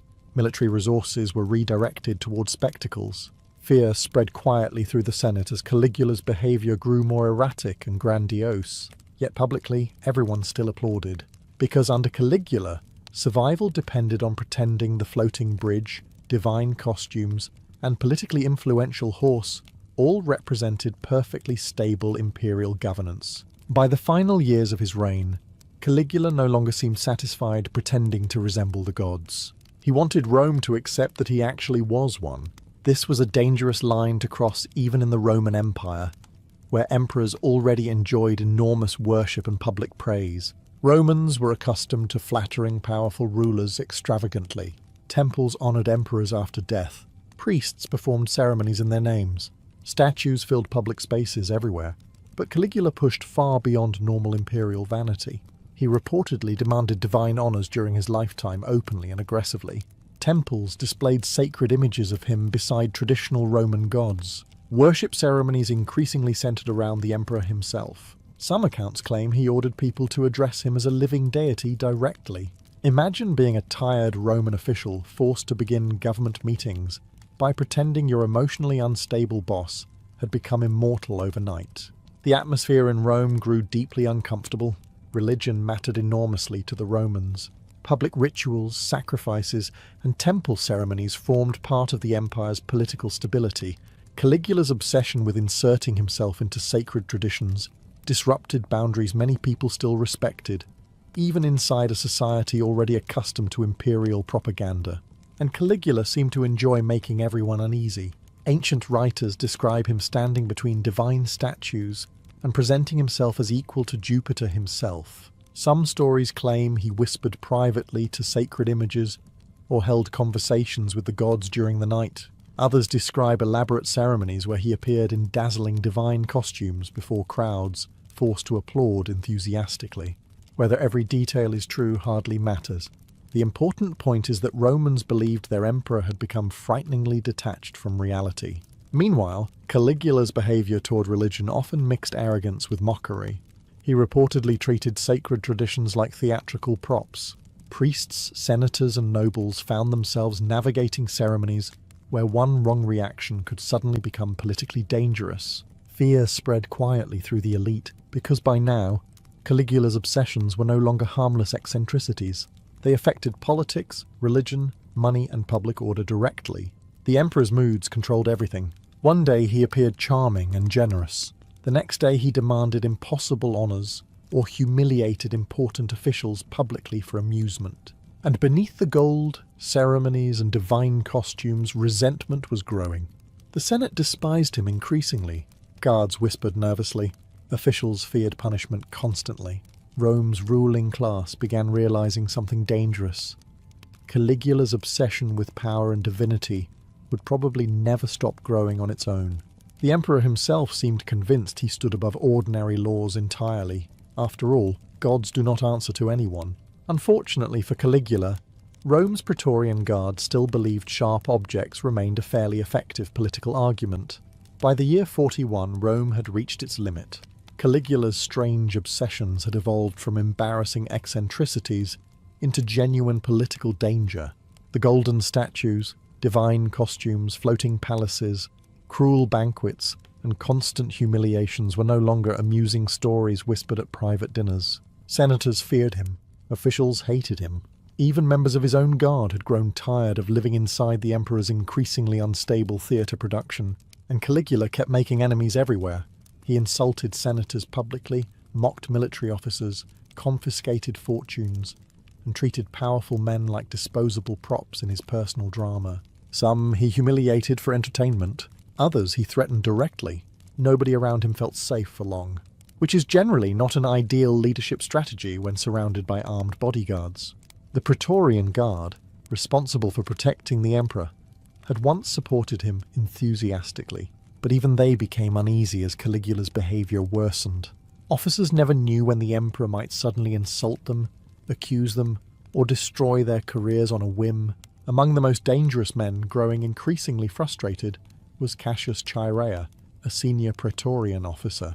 Caligula reportedly mocked Chaerea constantly, questioning his masculinity and humiliating him publicly with cruel jokes. Ancient writers suggest the emperor delighted in treating respected officers like comedy performers before entire crowds. This turned out to be a strategic mistake, because eventually, the people guarding the emperor began discussing whether Rome might function better without him. The conspiracy formed quietly. Praetorian officers, senators, and officials started coordinating in secret, united less by ideology than by exhaustion. Some feared Caligula would destroy the empire financially. Others feared he had become mentally unstable. Many simply wanted to survive without constant terror hanging over every conversation. And through all of this, Caligula remained bizarrely confident. Perhaps years of unchecked power convinced him nobody would dare move against him. Perhaps he genuinely believed his divine image protected him, or perhaps he had spent too long surrounded by terrified people pretending every absurd decision was brilliant. Either way, he stopped recognizing danger properly. In January of the year 41, the conspirators finally acted. After attending public games and theatrical performances, Caligula moved through palace corridors, accompanied by a small group of guards and attendants.